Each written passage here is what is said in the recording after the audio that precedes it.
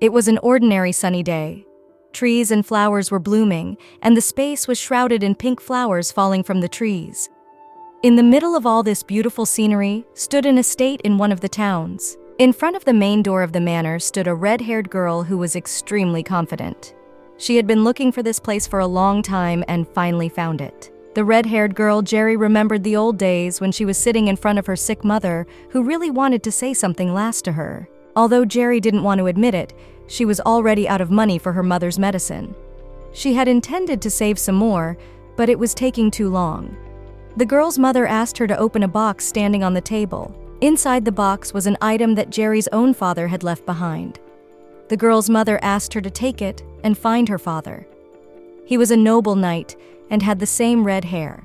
He was a good man, so he should not have shunned his daughter. Now the girl was wondering how she could sneak into the manor, show her ID, and take the money. She assured herself that she would succeed, encouraging herself with her inner voice. Jericho was a little embarrassed to just break into some estate and introduce herself as the daughter of a complete stranger. There was no money left at all for her mother's medicine, so she hoped she wouldn't be chased away for such an unexpected visit. Jericho Hans told herself that all she had to do was walk through the main door, show her ID card with her name on it, sign the deed of disinheritance and the reward for her silence, and go back to her mother. Jerry had heard that at this point, it was possible to get a reward for a simple renunciation of inheritance. It was pennies for nobles, but for a commoner like her, it was a means of survival. Even though Jerry had a good feeling, she was shaking with nerves. She stepped inside and saw a guard in shining armor in front of her.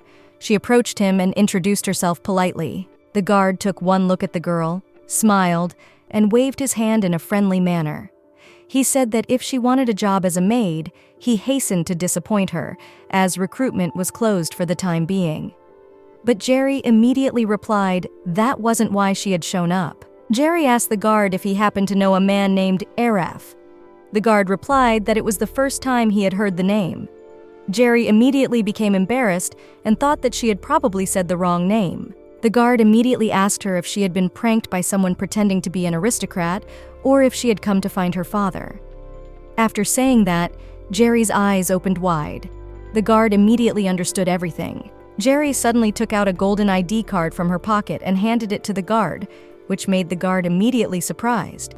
He ordered her to stay where she was and not to go anywhere, immediately rushing off. The girl realized that judging by the guard's reaction, her ID was not fake, and the name could have been anyone. The aristocrat, whom Jerry saw for the first time in her life, scrutinized the ID card, which looked like a gold bar. It was engraved on top of the metal with an image of a snake wrapped around a sword. Still, the man standing before Jerry was no aristocrat. He admitted that he was only a servant of the manor and could not solve Jerry's question. He asked her to wait a little longer. The servant went somewhere in the direction of the manor. Jericho wanted to follow him, but the guard beat her to it and asked her to be a little more patient. Jericho noticed that he had become more respectful. The girl could have waited, but she thought she would quickly take the money and go back. But her plans were a little spoiled by the overly emotional servants at the manor. After a while, Jericho was already standing inside the manor. She was surrounded by a beautiful interior. Waiting for her on the table were various snacks and tea that were served to her by the servants. Jerry couldn't move from nerves. She was very uncomfortable. After the ordinary life of a commoner, everything that was happening now seemed very strange to her. The girl realized that she would not get used to it for a very long time. Jerry still couldn't get used to the idea that she really had the right to be inside the manor. She was very afraid of getting anything dirty because everything around her had been scrubbed to a shine. Jericho thought the meeting wouldn't be long, but it turned out to be much more complicated than that. Earlier, the servant had called the valet, but it turned out that he too could not solve the girl's question. And then the butler came in and said that Jericho had to meet the master and to begin by going to the room before the guests. Hardly everyone present in the manor knew of Jericho's existence. The girl could not understand why they had brought her here then. But suddenly the girl's thoughts were interrupted by a voice coming from behind. Now, a real aristocrat was standing in front of the girl. He asked if Jerry had really brought her ID card. The girl turned sharply and saw a red-haired man with a funny mustache standing in front of her. She immediately jumped up from her chair and bowed. But the man told her not to bother and sat back down. The man asked the girl's name. Jericho introduced herself by her name, clenching her hands into a fist with excitement. The girl showed the aristocrat her ID. The mustachioed man then immediately asked the girl's mother's name and her age. Jericho replied that she was the daughter of Yona Hans, and by her former surname, Ziffin. Jericho also added that she was only 17. The aristocrat was so surprised that he grabbed the girl by the shoulders and started shaking her, yelling that she had finally shown up here. Jericho thought that this man was her father, but he immediately denied her and excitedly asked her to follow him. The girl all the way asked the gentleman where they were going. The aristocrat immediately told her that they were going to meet her own father, so they needed to hurry to make it before the magic teleport closed. Jericho couldn't believe her eyes. In front of her stood the teleporter that was supposed to stand in every estate in the empire. It should have taken a colossal amount of money and magic to install it. In the past, using teleporters was considered a crime. Jericho definitely thought it was a dream. If it was real, then her use of a teleporter was unthinkable. The master ordered the servants to change the girl's clothes 20 minutes before the teleporter's full power. The girl was henceforth dressed in a beautiful dress. The locks of her red hair were braided into bows. She was now ready to meet her very rich father. Jericho was worried that the beautiful clothes did not suit her face, which showed that she was from the countryside. But the aristocrat thought otherwise. He said that blood and genetics couldn't be fooled, and beautiful clothes would always fit the girl's entire lineage perfectly. The teleporter was ready right now. The mustachioed aristocrat asked the girl to give him her hand and set off sooner. Jericho didn't understand why an illegitimate child was allowed to use the magical teleport. Jericho didn't understand why the aristocrat was in such a hurry without explaining anything in detail. But her thoughts were interrupted by the action of the magic teleporter, which immediately lifted her up, enveloping her in a blue glow. 3 days before Jericho's arrival at the manor, the coachman of the wagon had said that other people with the same red hair color as the girl could not be found in the entire area. But he remembered exactly that one knight had the same hair. He guessed that she was on her way to see him. Jericho confessed that she had a precious metal left to her as proof of her blue blood. The girl realized that if she wasted her time, she could just sell it and make a lot of money. The coachman remarked that it was the right idea. Such a thing was far better than any piece of paper. He recognized that that knight was a good man. He was a great man. The knight was righteous. He had killed monsters and even attended the village feast. If it wasn't for him, many people from Kutsera village might have suffered. To the rest of the people, the knight was known as Mr. Araf. But to the villagers, the commoners, this man was the Knight of Freedom. The coachman knew that he would definitely not turn his back on his daughter. The knight had a very good relationship with Yona, the girl's mother. The coachman had thought he would take her to be his concubine, and was very surprised when that didn't happen. But Yona was still happy. That was the most important thing. Jerry laughed at what a chatterbox the wagon driver was. After teleporting, Jerry immediately heard another servant start scolding the mustachioed lord for using the magic portal without permission. He threatened to immediately report it to the master and wait to be reprimanded. The mustachioed aristocrat apologized, but added that if his lordship knew what had happened, he would forgive him. The mustachioed aristocrat helped Jericho up and asked her not to be frightened, for she hadn't even found out who her father was yet. He wasn't the emperor, but he was still a much more amazing man. The aristocrat helped Jericho into the wagon, hurrying her along. Just a couple of days ago, the girl had never imagined that she would be in for something like this. Jerry thought back to her conversation with her foster father. She asked him if he knew Charles from the neighboring village, and how he was able to buy a piece of land. Jericho's foster father knew what her mother had told her. She was under no obligation to find her real father if she didn't want to. Jericho hugged the man and told him that she would always be the only daddy for her. The man stroked the girl's head affectionately and told her that if it wasn't for her birth father, she never would have come into this world and become his beautiful daughter. He gave her advice to do as her heart told her to do. It pained Jerry to watch her younger siblings trying to fill their bellies with potatoes.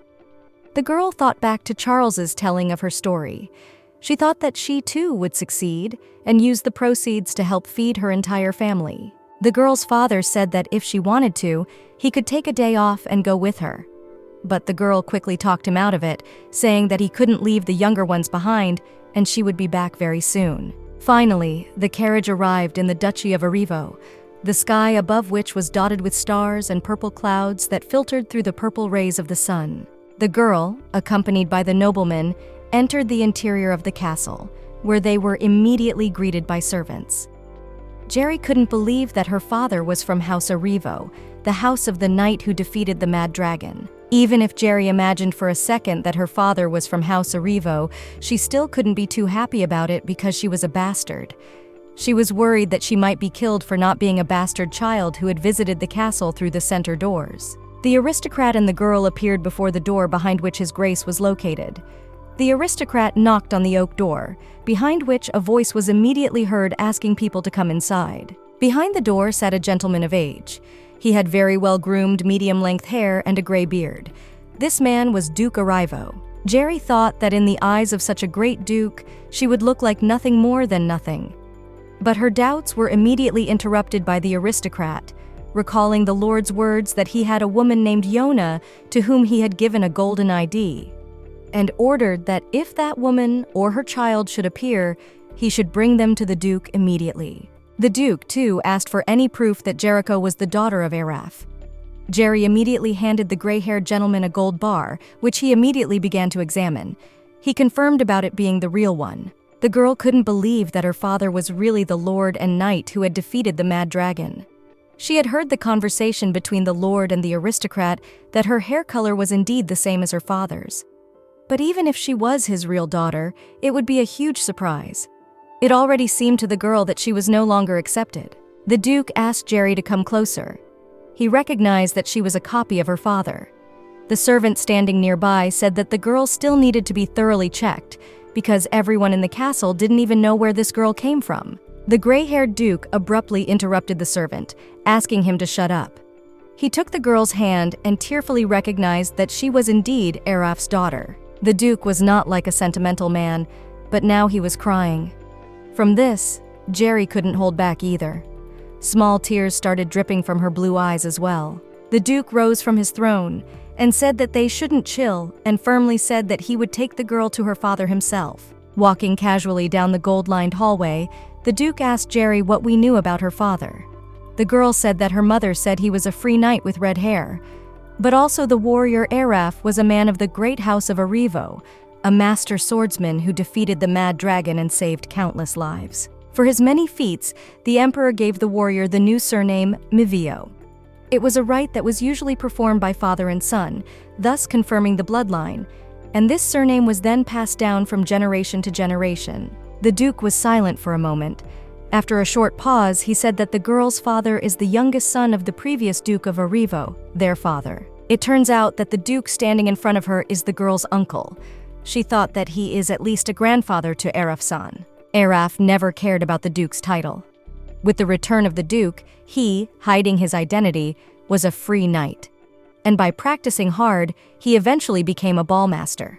After that, he received orders from the emperor himself to slay a dragon, thus becoming the first dragon slayer in the history of mankind. This was right after Jericho was born. 17 years had passed since killing the dragon, and Araf still hadn't married or had any new children. Even though he had no children, Jericho didn't understand why his bastard was so warmly welcomed in this house. The Duke and Jericho finally arrived. They stood in front of a white door that had various classical-style curlicues on it. The Duke asked the girl not to be frightened, as Araf could not move. Jerry was immediately embarrassed by such a heavy atmosphere and request. As soon as the Duke opened the door, a very nasty, rotten-like odor began to seep out of the room. Walking deep into the room, Jerry was surprised to see so many colors in a room that wasn't even ventilated. It felt like a seriously ill person was lying here. The closer Jerry got to the bed, the stronger the odor became. The Duke approached and opened the curtain. On the bed lay a half-rotten corpse with bulging blue eyes. Suddenly, the corpse turned its gaze to Jericho. It wasn't a corpse, but it was still rotting alive. Tears began to flow from the Duke's eyes. He would be glad that his brother's daughter had made it before he was laid to rest.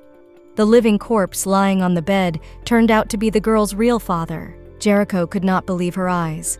The living corpse was Mr. Araf. but she still didn't know what had happened to him. The Lord asked his brother if he remembered a woman named Jonah. The girl standing before him was her daughter. Araf held out his rotting hand to the girl. Jerry took it gently. She said her mother's name was Yona Zephin. Mr. Araf remembered the woman. He recognized that his daughter looked a lot like her mother. Tears began to show on the girl's cheeks.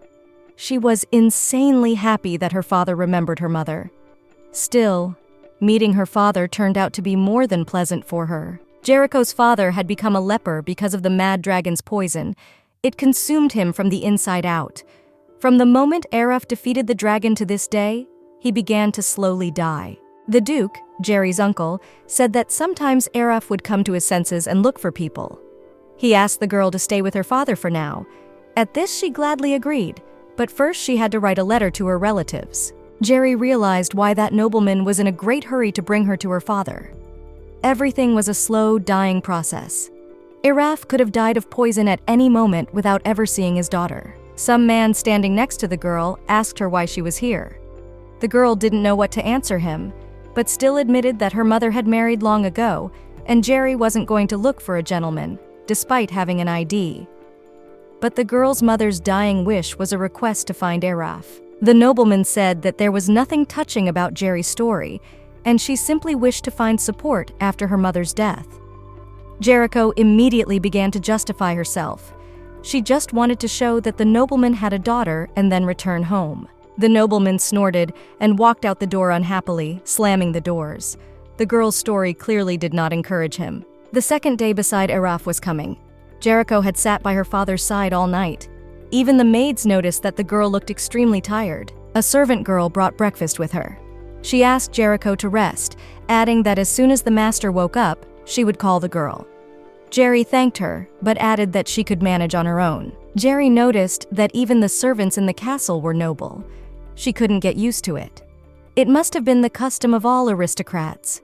The girl asked the maid not to call her mistress since she was from the village. The maid said that from now on, she would call her lady since she was the daughter of a great man after all. After the Lord defeated the dragon, the emperor granted him a new family name and the title of duke. From that moment on, the Lord's official name was Araf Miweo. However, after he killed the mad dragon, the Lord fell ill, so not many people knew about it. After saying goodbye to Jericho, the maid said that they would see her at the meal.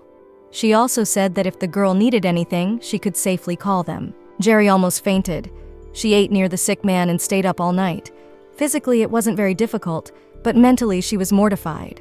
Mr. Araf could come to his senses at any minute. Therefore, Jericho had to be close by. Suddenly, she heard her father coughing. Jericho opened the curtain. She asked her father if he had really come to his senses. Araf began to move his eyes up and down in agreement. Jerry had already been around her father for 2 days, so she was beginning to understand him little by little. And her father seemed to like having someone by his side after regaining consciousness. Jericho giggled a little as her mother did. She wanted her to be a pleasant memory in her father's life, too. Leaning closer to the bed, she asked Araf if he remembered the first time he met Yona. The girl admitted that she had only recently seen the city for the first time and was already in the main castle today. She felt like she was in a dream right now, though not a good one. The girl decided to say something nice to her father. Taking her red curls in her hand, she said that no one in their neighborhood had such curls. That's why when they see her, everyone immediately realizes that she's Yona's daughter. She could hardly believe it, but her mother said she looked like her father. Araf clenched his teeth a little. He seemed to smile. Remembering something, Jerry took out a gold ID card and said that thanks to it, the nobleman had gotten her to the castle quickly. He said it was made of real gold. Jericho's father said in a husky tone that this ID card was the written sign of the nobles. Jerry immediately asked if Araf's name was on this sign. If she could read, she would have been able to recognize his name even earlier. Jerry smiled sweetly at the fact that although her father was having a hard time, he was listening to her intently. She would tell her dad about anything. She said she could easily understand a sack of potatoes, even a pig carcass. Her mom told her she got that from her dad. She was right, because her father was a dragon-slaying warrior. The girl's chatter was broken by a servant girl who asked if she could go inside. Jericho immediately allowed her to do so, smiling sweetly. The maid asked the girl, apologizing in advance to wipe her sword. The girl was immediately surprised that there was a sword in this room. The maid pointed to the table behind the flowers on which the blade was lying. The cleaning lady couldn't do it as she was allergic to flowers. Jerry immediately agreed to do it, but suddenly she heard her father wheezing, saying that it was very dangerous.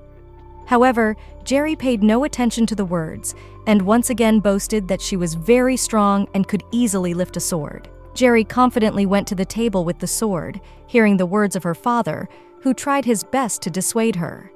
The girl thought that her father was just worried about the sword being very sharp. Her stepfather in the village wouldn't let her touch nails, hammers, and other tools either. Even though Jerry had no knowledge of weapons at all, the sword seemed incredibly cool to her. The girl brought her hand closer to the hilt, but suddenly her father rose from the bed, shouting and holding out his hand. But as soon as Jerry took the sword in her hand with ease, a very surprised expression froze on the face of Araf and the maid.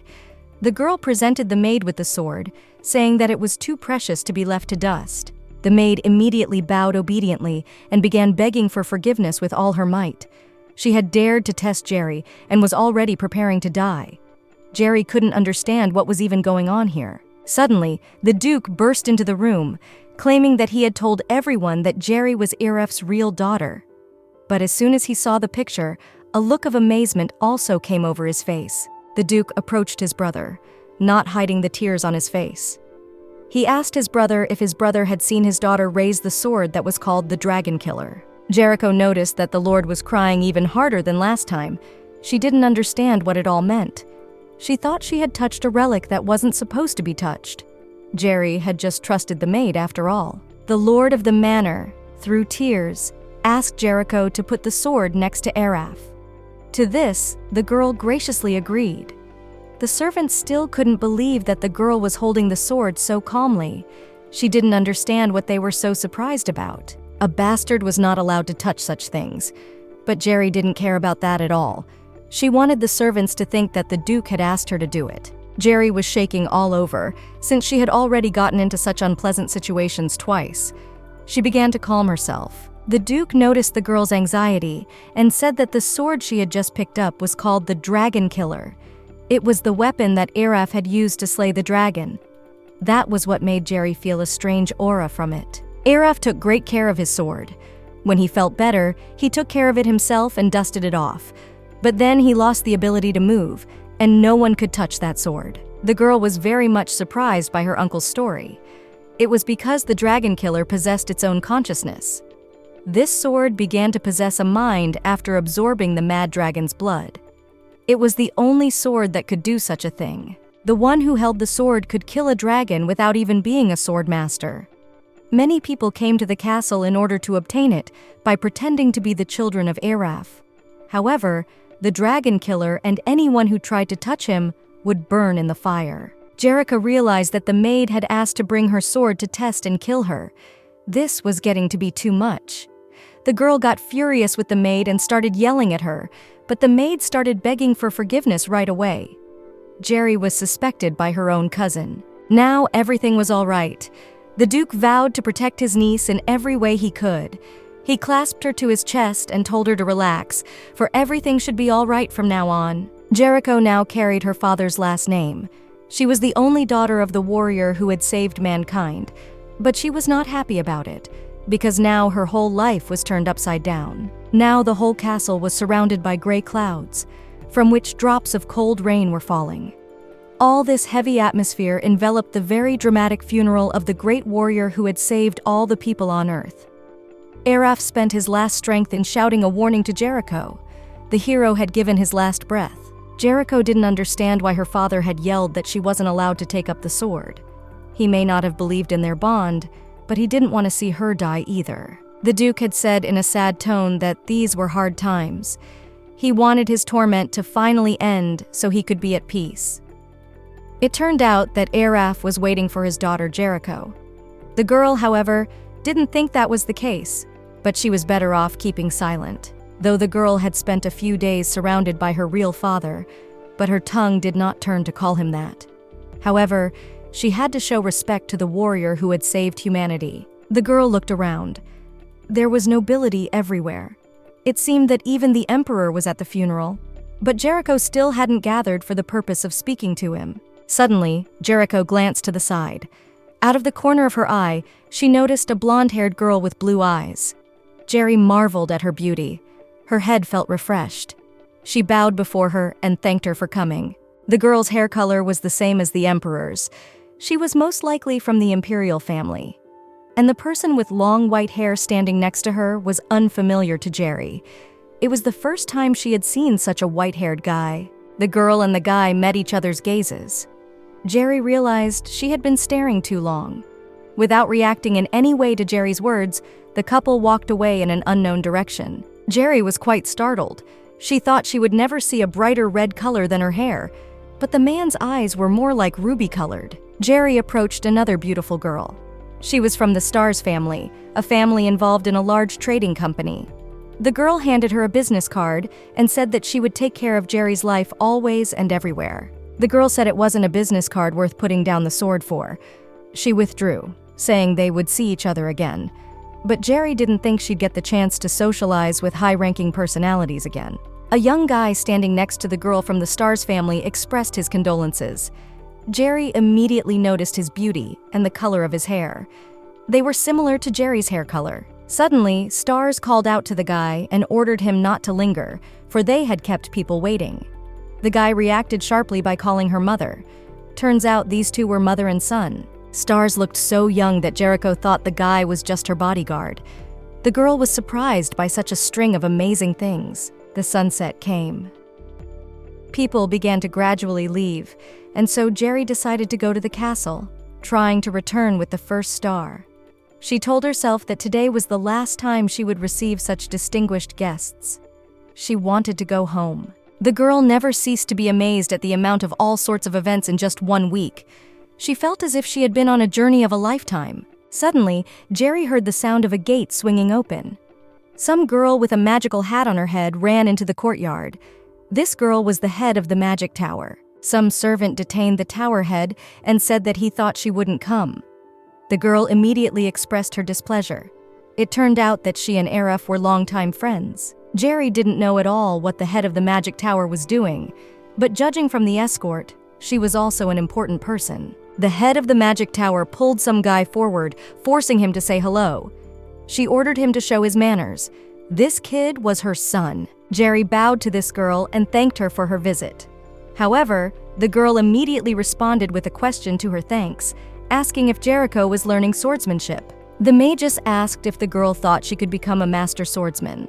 She also asked if she was into magic and if she had a predisposition for it. She talked about the fact that Arif could move even while being poisoned by dragon poison. The tower head literally pelted the girl with questions, asking how she felt when she picked up the dragon killer. But she was cut short by her own son saying that she was clearly overdoing it. The boy started muttering something to himself. Jericho questioned him several times. Suddenly, the kid got very excited and yelled at the top of his voice that he was apologizing for his parents. Jerry got scared and punched him in the arm. The guy got to his feet, adjusting his hoodie. It turned out he hadn't slept once in a week. Jerry immediately marveled at the guy's beauty. He was as handsome as a fairy. Suddenly, the guy fell to the ground. He had definitely fallen asleep, but he kept muttering to himself about how beautiful Jericho was. The henchman of the head of the mage tower immediately picked up the boy and carried him somewhere, apologizing to the girl. Jericho was extremely exhausted. She was glad that it was all over at last. The servants ran up to the girl, asking if she was all right. Jerry replied that she was fine and just wanted to sit and rest for a while. Jerry had seen her father's last hours, even having a funeral ceremony. Now she could go home with peace of mind. She hoped she would be paid for being the organizer of this ceremony.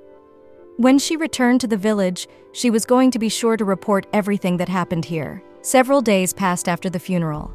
The girl approached the servants every day, asking if she could finally return home. However, everyone told her that her home was in the castle. They also kept telling her that if she didn't like Arivo Castle, they could prepare Maveo residence. However, the girl didn't care about any castles or residences. She just wanted to go home. She had already missed her relatives living in the village insanely. However, she couldn't go back. After the morning ceremony, Jerry was slightly in bed, but quickly came to her senses. She didn't think that she still had any common business with the nobility, but everyone around her in the castle didn't want to let her go at all. Unfortunately, Jerry didn't know the way back to the village. That's why she couldn't turn around and leave alone. She had no choice, so she had to resort to extreme measures. The girl approached the butler, who had a monocle over his eye. She was clearly surprised at his answer that she couldn't meet the Duke. He was feeling very ill from the emotional shock. He was in need of rest. Jerry was able to recover quickly since she was still young, but the Duke was already at an advanced age. The Duke's son, who felt distrustful of Jericho while the two of them were in Araf's room, said that the Duke had not recovered yet. The girl had just wanted to check on the Duke, but the man had advised her not to call him that, since he was her uncle and the man himself was her cousin. Jerry couldn't understand how she could call a man she was seeing for the third time all the time a brother. The boy noticed that the girl was not at all comfortable at their place. She was uncomfortable with everyone around her being so kind and welcoming to her. Jerry admitted that everyone was just scaring her now, since not long ago they had wanted to finish her off. She was grateful that they had looked after her when she hadn't been well, but since she was fine now, she wanted to go home and see her family. The girl's older brother was confused by her words, but still, his sister's wish was law to him, so he decided to honor her request after all. Jerry was in great surprise when she saw her foster father and younger foster siblings in front of the castle gates. She did not understand how they had gotten here. But her question was interrupted by her foster father asking how the girl's visit had gone.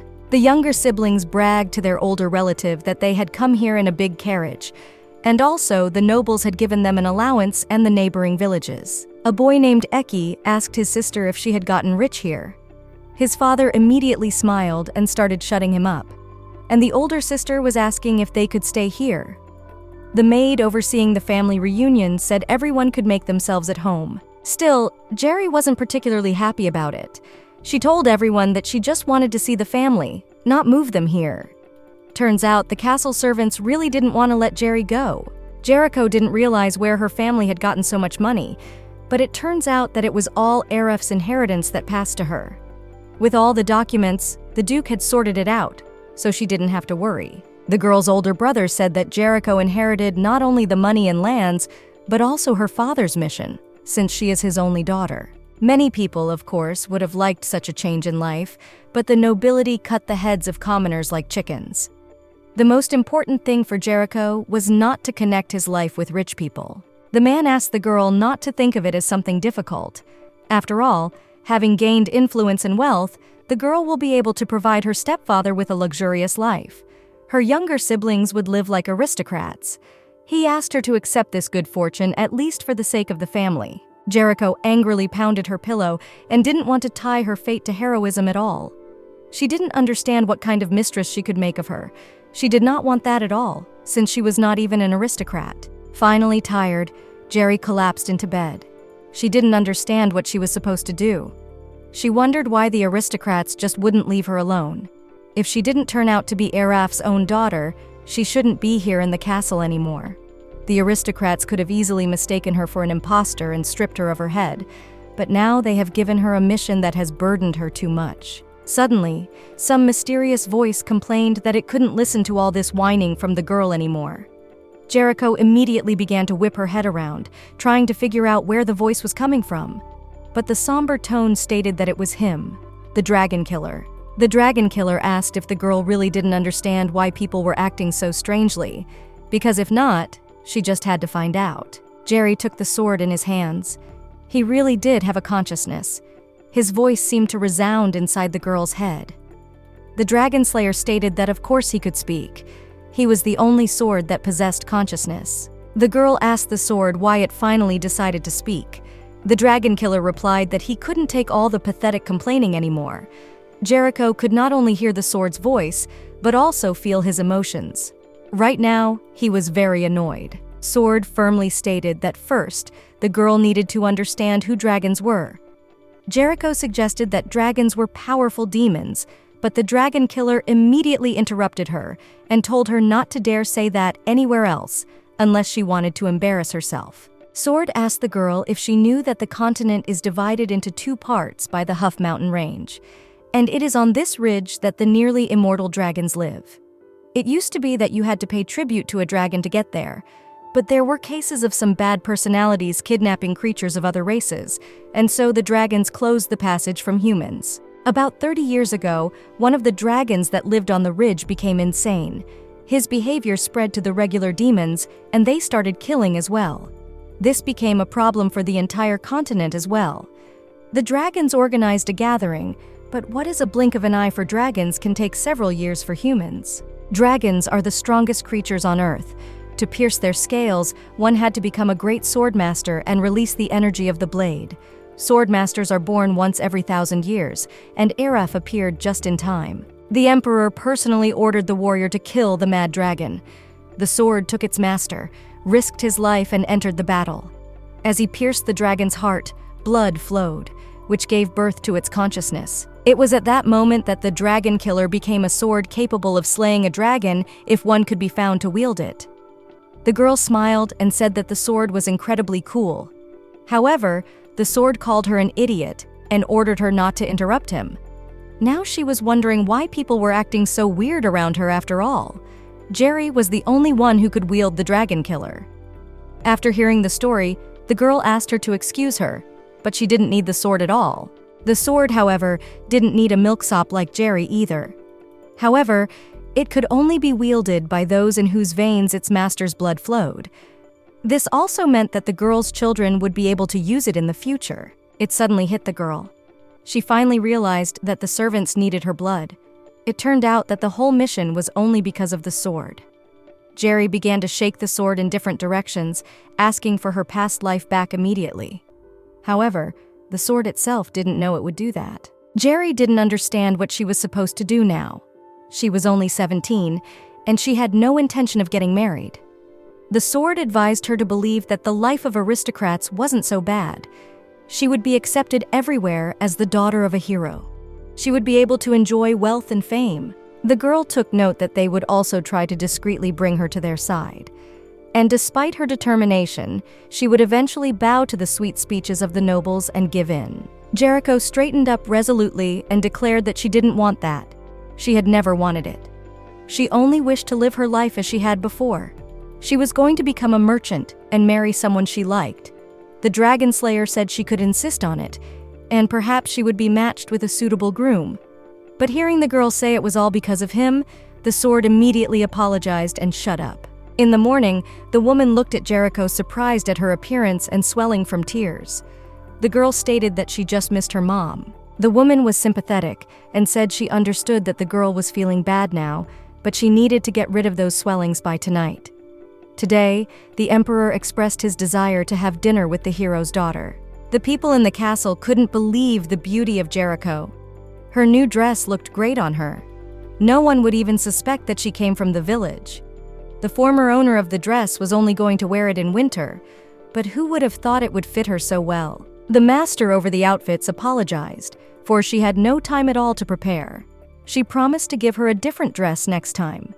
But Jerry did not need her apology at all, for she had so brazenly taken a new dress from the young aristocrat. The girl's younger brothers and sisters surrounded her and told her how beautiful she was. Jerry liked the new garment too. In such clothes, she wasn't as embarrassed to hear herself called mistress. Stepping forward, the older woman said that Jericho had listed all the guests who would be at the dinner. The emperor and empress had already been seen. Princess Lily, the emperor's sister, would also be present. The first and second prince, the emperor's sons, could be distinguished by the color of their eyes. The first prince had blue eyes, and the second prince had green eyes like the emperor.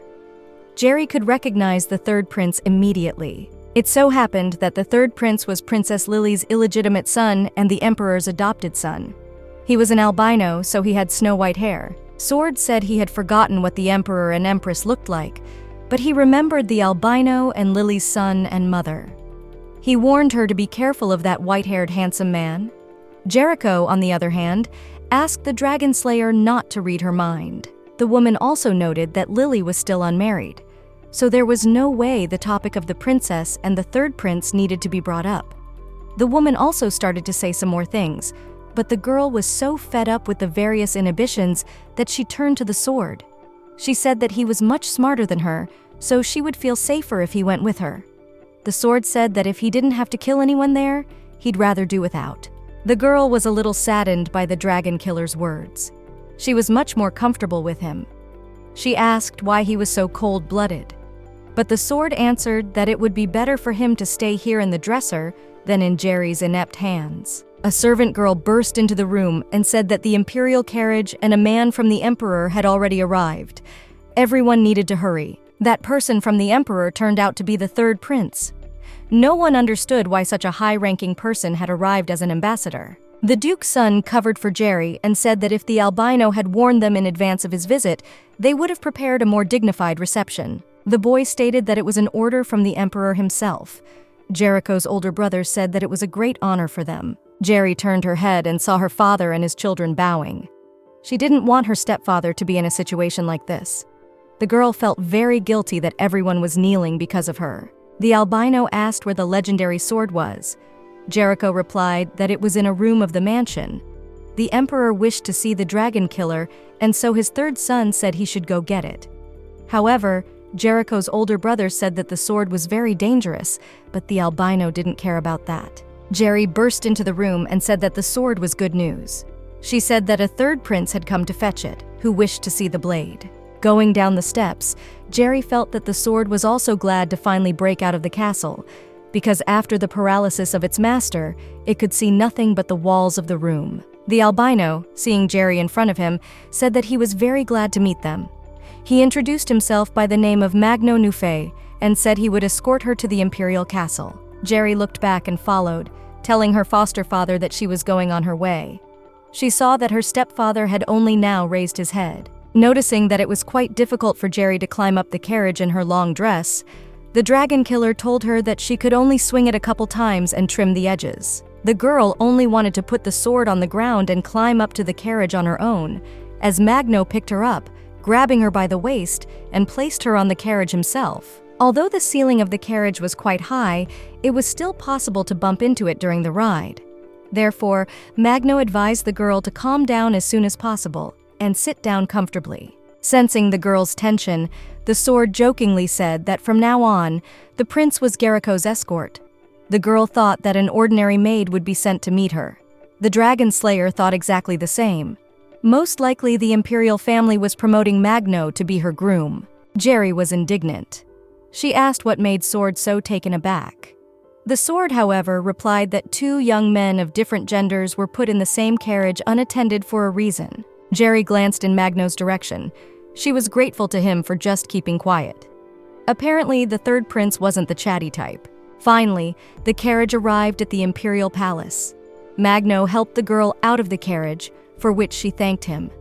The third prince said that the emperor had personally ordered him to treat Jerry politely. Sword immediately noticed that Jerry's heart began to beat faster. Walking around the interior of the castle, Jerry couldn't believe its size. It was even bigger than the duke's palace. Glancing at the large door, the girl assumed that behind it was probably the banquet hall. Jerry began to feel very nervous. Mistress Sylvia had talked about making excuses if things suddenly got bad. After her father died, Jerry developed symptoms of anorexia. When she ate, her stomach started to reject everything back. The dragon slayer ordered the girl to stop worrying. In the entire empire, she was the only one capable of holding it together. Though she didn't realize it, her value was on the level of the people in the imperial palace. Jerry gently stroked the sword and said that if it wasn't for him, she probably would have died while still in the carriage. The sword thanked her in a friendly manner. Opening the doors of the room, Magno said they needed to go inside. Inside, waiting for the girl at the communal table was the imperial family, consisting of the emperor, his wife, sons, and sister. The girl bowed and said that she was honored to meet the emperor and his family. She introduced herself by her name, but really everyone had known who she was for a long time. The emperor smiled sweetly and told the girl to make herself at home, for the journey was not a long one, and she must be tired. Jerry remembered Sylvia's words that instead of making mistakes due to ignorance of etiquette, it was better to just try to behave naturally. Jerry remembered the third prince and Princess Lily, but the others not so much. It was cloudy to remember such high-ranking people. Looks like she really had a hard time on the day of her father's funeral. The emperor looked around at his son and Jerry and said that seeing them together, he was surprised at how good they looked. Magno said emotionlessly that he was honored to hear such words. The dragon killer was surprised that the third prince was cold even with the emperor, his adoptive father. Looking at Jerry talking to the sword, the emperor's wife said that Jerry could put it in the special weapon rack they had specially ordered for such an occasion. Now that everyone was ready, the emperor's wife suggested that they begin dinner. One of the princes said that he had heard that Jerry had been unconscious after the morning ceremony. He asked how she was feeling now. The girl replied that she was much better now. The other prince asked Jerry if she liked living in the castle. The girl liked it very much because everyone was very polite to her, even though they tried to keep her there. The prince wondered if the girl was very surprised when she found out that she was an illegitimate child. Jerry had thought the imperial family would be scary and strict, but so far nothing terrible had happened to her.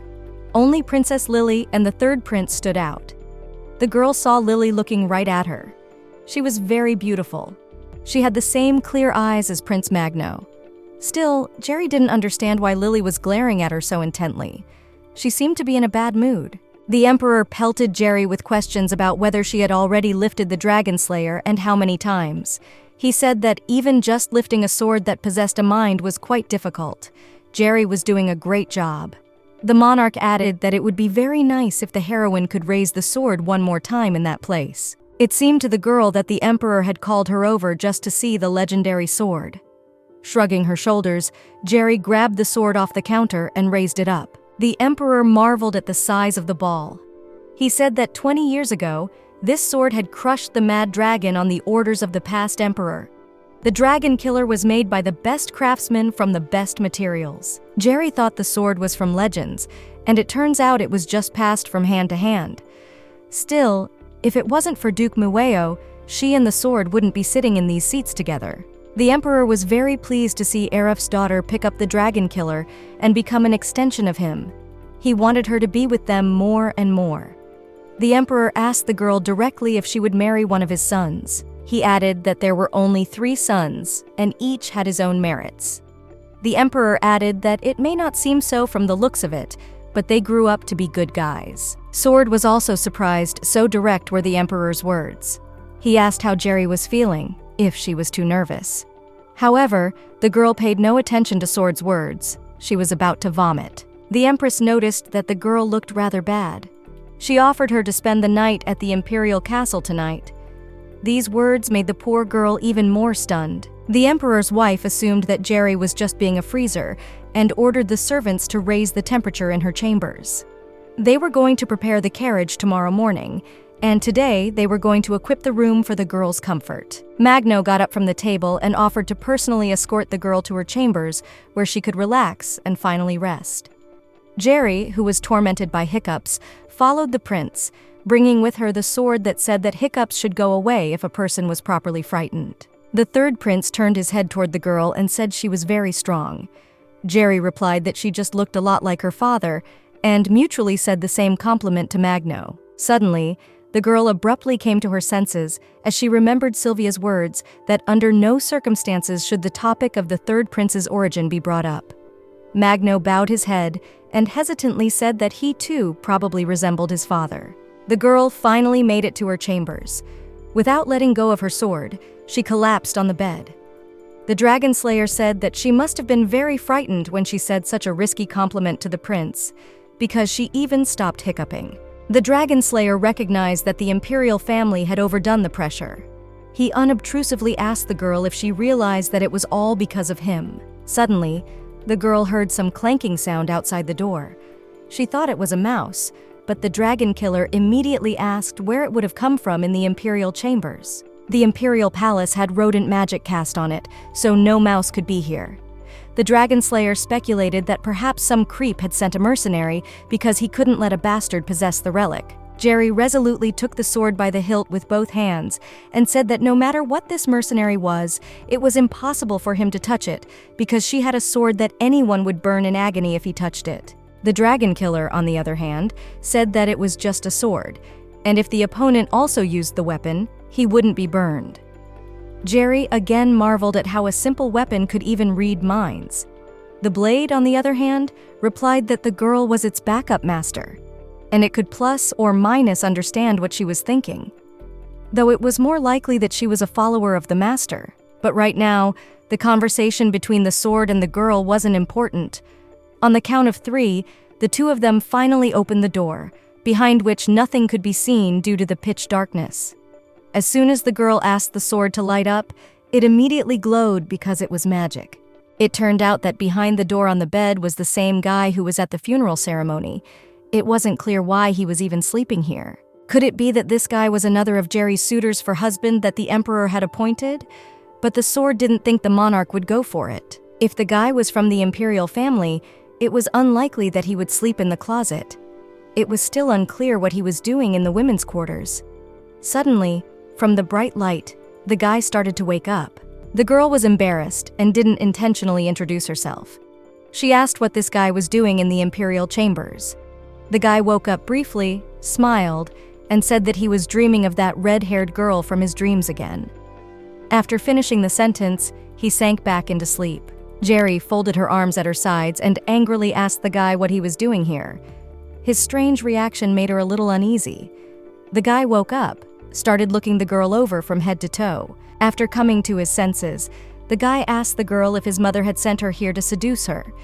He didn't think anyone would find him in the closet at all. Jerry, on the other hand, resented those words and said that she was in the imperial castle at the request of the empress. Jerry unhappily rolled her eyes. Looking at the flustered guy, she said that she planned to marry the man she would love. The guy also asserted that he would only marry someone he would like. The girl was getting fed up with this conversation in the extreme. She presented a sword to the guy's face and told him that if she touched him, he would turn to ashes. So he had to get out of here immediately. Finally, it came to the guy's attention that the girl was an honored guest in the castle. He apologized and said that there were usually no people in this room, so he would at times sneak into the closet unnoticed and sleep. However, Jerry couldn't let him off that easily. The boy said his name was Senshi. He added that he was the son of the head of the magic tower, but he didn't know his father's birth father. He liked this room because his mother was unable to detect him here, but it seems he had to look for a new place from now on. Sword muttered quietly that the head of the magic tower was a half-breed from a human and a fairy. People like her were called quoters, and Senshi's hair color was passed down from her mother. The guy started drawing some runes in the air that Jerry had seen before. She had accumulated a lot of memories during this time. So many events had happened that now made everything seem so far away to her. Finally, Jerry realized that Senshi was trying to summon a magical teleport. The guy saw Jerry staring at him and warned her not to even think about any romantic relationship with him. However, Jerry wasn't even going to. Left alone, Jerry collapsed on the bed, realizing how tired she was. Suddenly, the dragon killer said he remembered something while looking at the green-haired guy. Sword recognized that what the girl wanted most was freedom, and he was a cooler master than her. The girl was upset by the sword's words, but he replied that he was a sword after all, and needed a strong master. The dragon killer said cryptically that the girl from now on had the opportunity to become free and earn a good living. To do so, she needed to find his master's son. Sword remembered Araf telling him that there were 3 children in the empire, one of whom could be his son. The fact was that Jerry's father was immensely popular with women, and most likely among those women was the one who had borne a child by him. Araf did not tell anyone about it because he wanted to protect the honor of his partners, because most of them were already married. Besides, if it turned out that the father of some woman's child was Araf, she would have to be related to him. The swordmaster was saying that no one deserved to spend their whole life with a corpse because of a couple nights spent together. All the sword's words meant was that the guy who slept in Jerry's chambers all night could very well be Araf's son.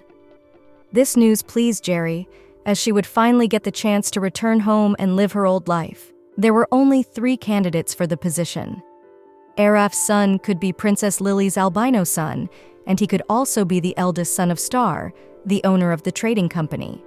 Well, and of course, the son of the head of the magic tower, Senshi. Jerry laughed histrionically.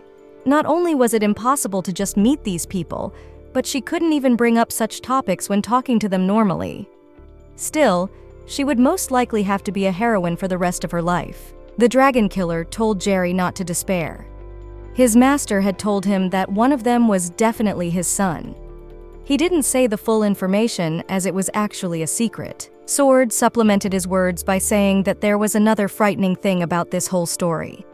The Emperor's order to the third prince to escort Jerry to his room is a hint of their future relationship. It is likely that she is being set up to be set up with her brother without knowing it themselves. Realizing the horror of the situation, Jerry shrank into a ball. After all, she was still pleasantly worried when she looked at Magno. It made goosebumps run down her spine. It was the same at the sight of Senshi. Jerry became even more embarrassed. She had discerned such a handsome smile in that guy that she couldn't look away. But now she pulled herself together and promised herself that she wouldn't feel any more pleasant thrills at the sight of those two. Also, the sword reminded Jerry of Rosen stars.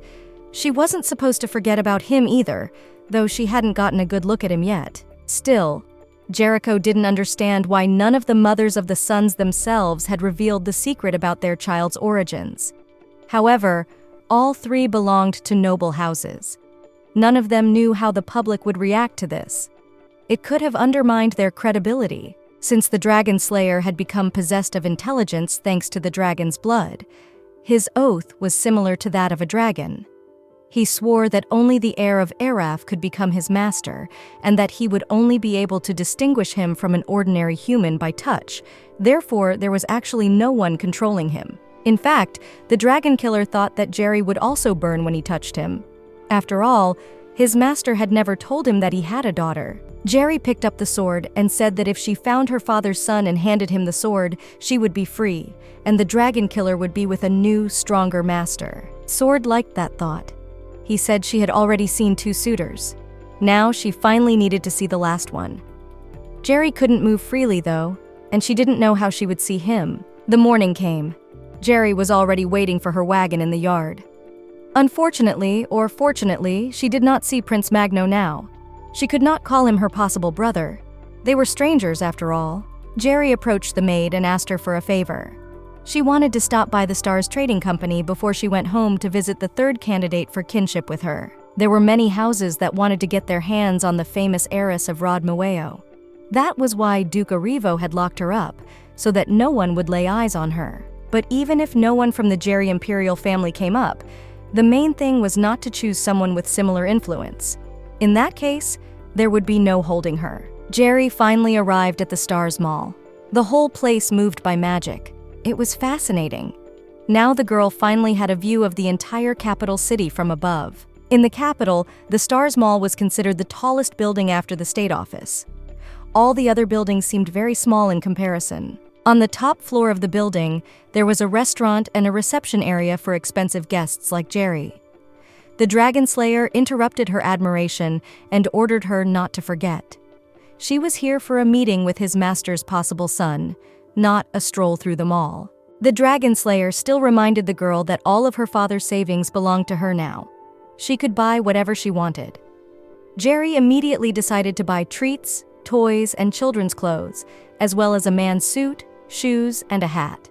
The attendant girl immediately brought the Duchess all her orders. Jerry didn't understand how they knew the sizes of each of her family members. That spoke volumes about how knowledgeable the merchants were about her. Despite all these favors, Jerry still couldn't feel like a duchess. However, the servants also brought rubies that they had prepared especially for her. The fact that Jerry chose rubies out of all the stones said that she had a very refined taste. But in fact, Jerry knew nothing but rubies. Examining the stones, Jerry found more and more similarities with the stones and the eyes of Prince Magno. However, the third prince's eyes were still much more beautiful. Suddenly, Jerry heard some man being prevented from entering her room. He claimed that he had only stopped by for a short while, but they wouldn't let him in. Finally, the guy broke through the guards. Jerry couldn't believe her eyes. The guy was Araf's possible heir, Rosen. Some high-ranking maids started berating Rosen for allowing himself to behave like that in the reception area for special guests. Rosen grabbed Jerry's hand and apologized to her. He had heard that the Duchess had arrived here and couldn't pass by and not see her. Sword laughed again and asked Jerry what was going on with her heartbeat again. The girl reacted violently when Rosen allowed himself to kiss her hand. She hadn't gotten a good look at him at her father's funeral, but now that she saw him in all his glory, she couldn't take her eyes off him. The maid, looking at all this, said she would report Rosen's presence to the head of stars. The boy said his mother had nothing to do with it, and he would take full responsibility. The maid was even more indignant. She didn't like the fact that Rosen had barged in so rudely and now allowed himself to say such things in Jerry's presence. The boy admitted that because of the desire to see the Duchess again, he had completely forgotten about manners. As an apology, the girl could accept all the ordered goods completely free of charge. Sword, looking at Jerry, ordered her to come to her senses immediately. Rosen could turn out to be her brother, but the girl didn't care. Even if he was, his handsome face made her blush. The Dragon Slayer, noticing that the girl wasn't listening to him at all, asked her if her younger brother's handsome faces made her blush too. That question was what brought her to her senses. Finally, after analyzing Rosen's rich mother, his red hair, and the sword in its scabbard, she seemed to have discovered her father's son. But that wasn't certain yet. The maid said that by the looks of it, the Duchess was tired. Rosen immediately said that he just wanted to see her, and if the Duchess was really feeling tired, he'd better go. Leaving the Duchess, Rosen couldn't help himself and threw one last parting glance at the girl. His red hair bounced off the glare from the lamps. The resemblance of Rosen's hair to Jerry's was uncanny. In the courtyard, near the exit of the mall, stood the head of the mall and an envoy from the imperial palace. Since the emperor was very gracious, the envoy decided to bear all of the Duchess's expenses. However, the leader argued with him.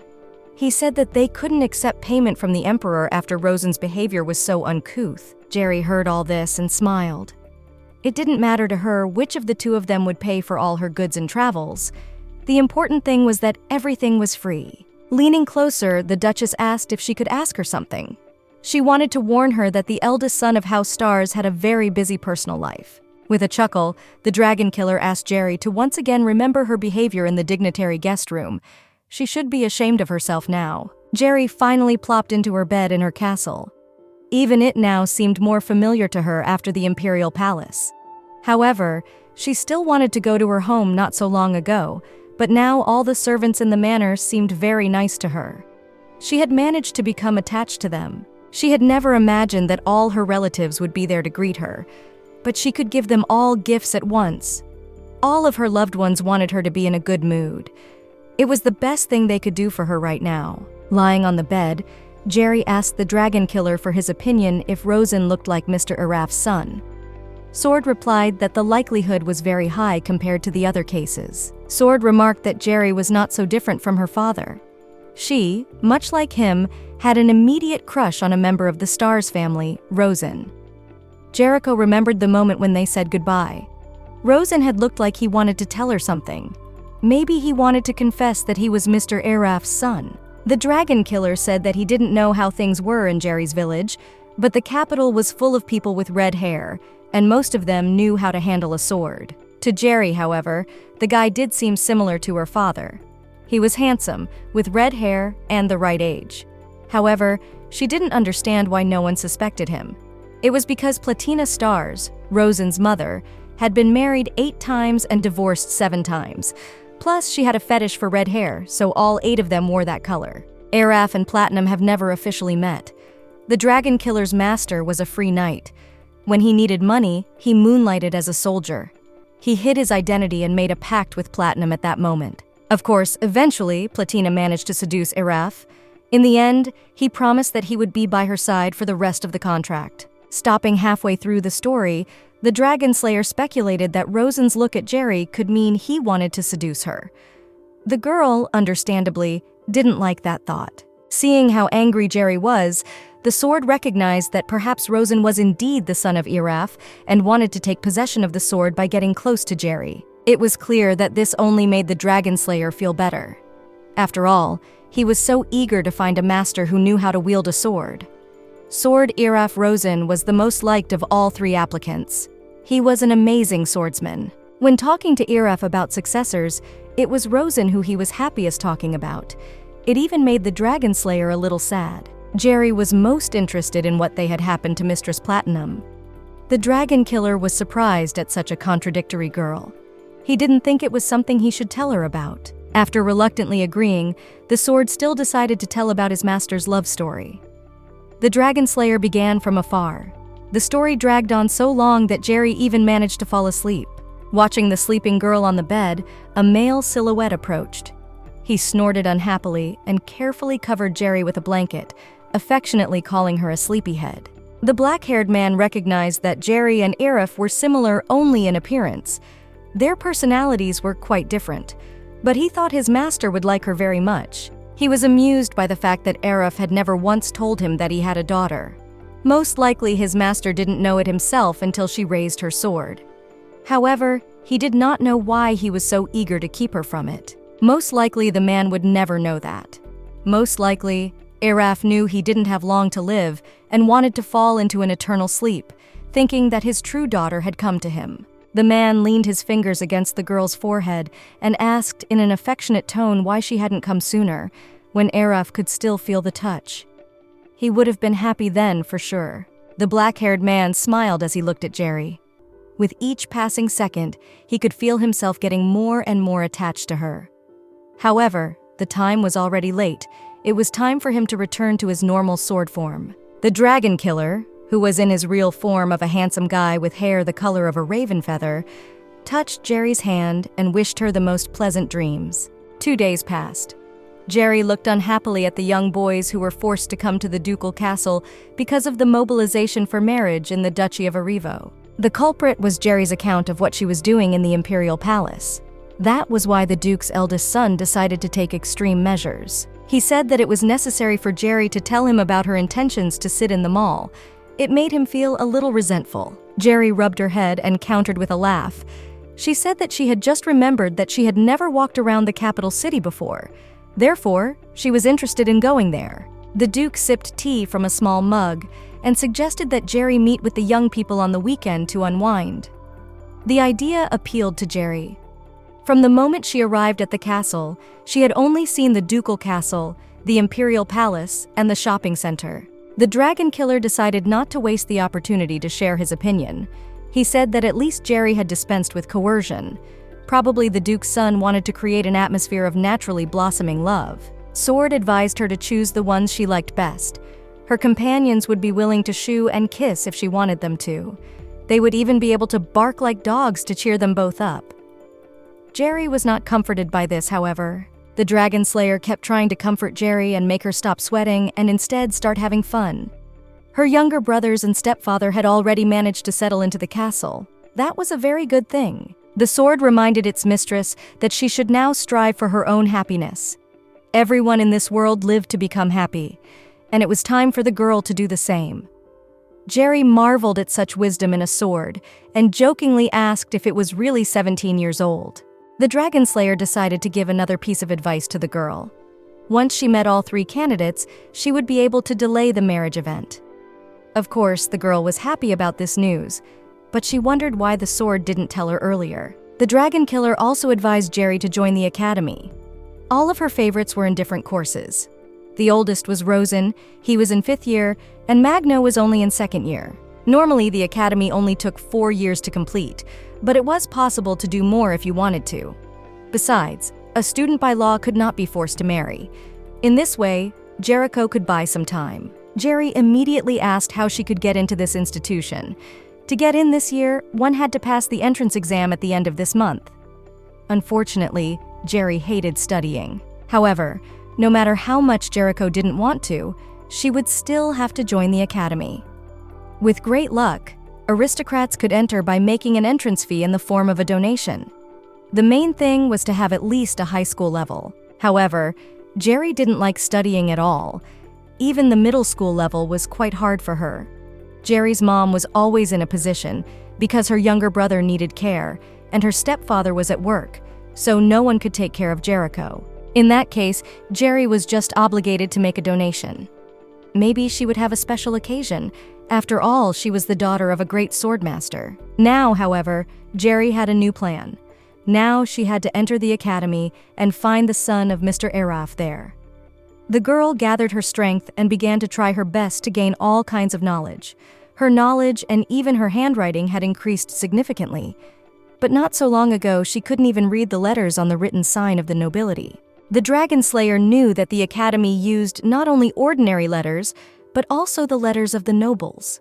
If Jerry didn't want to look stupid, she needed to learn them. A few days later, Jerry was sitting in the elder duke's chambers. The old man was saying that it had been 2 months since she had moved to the duchy. He wondered if she liked it here. The girl, of course, answered positively, but also asked how things were at her uncle's. The duke replied that the girl had nothing to worry about.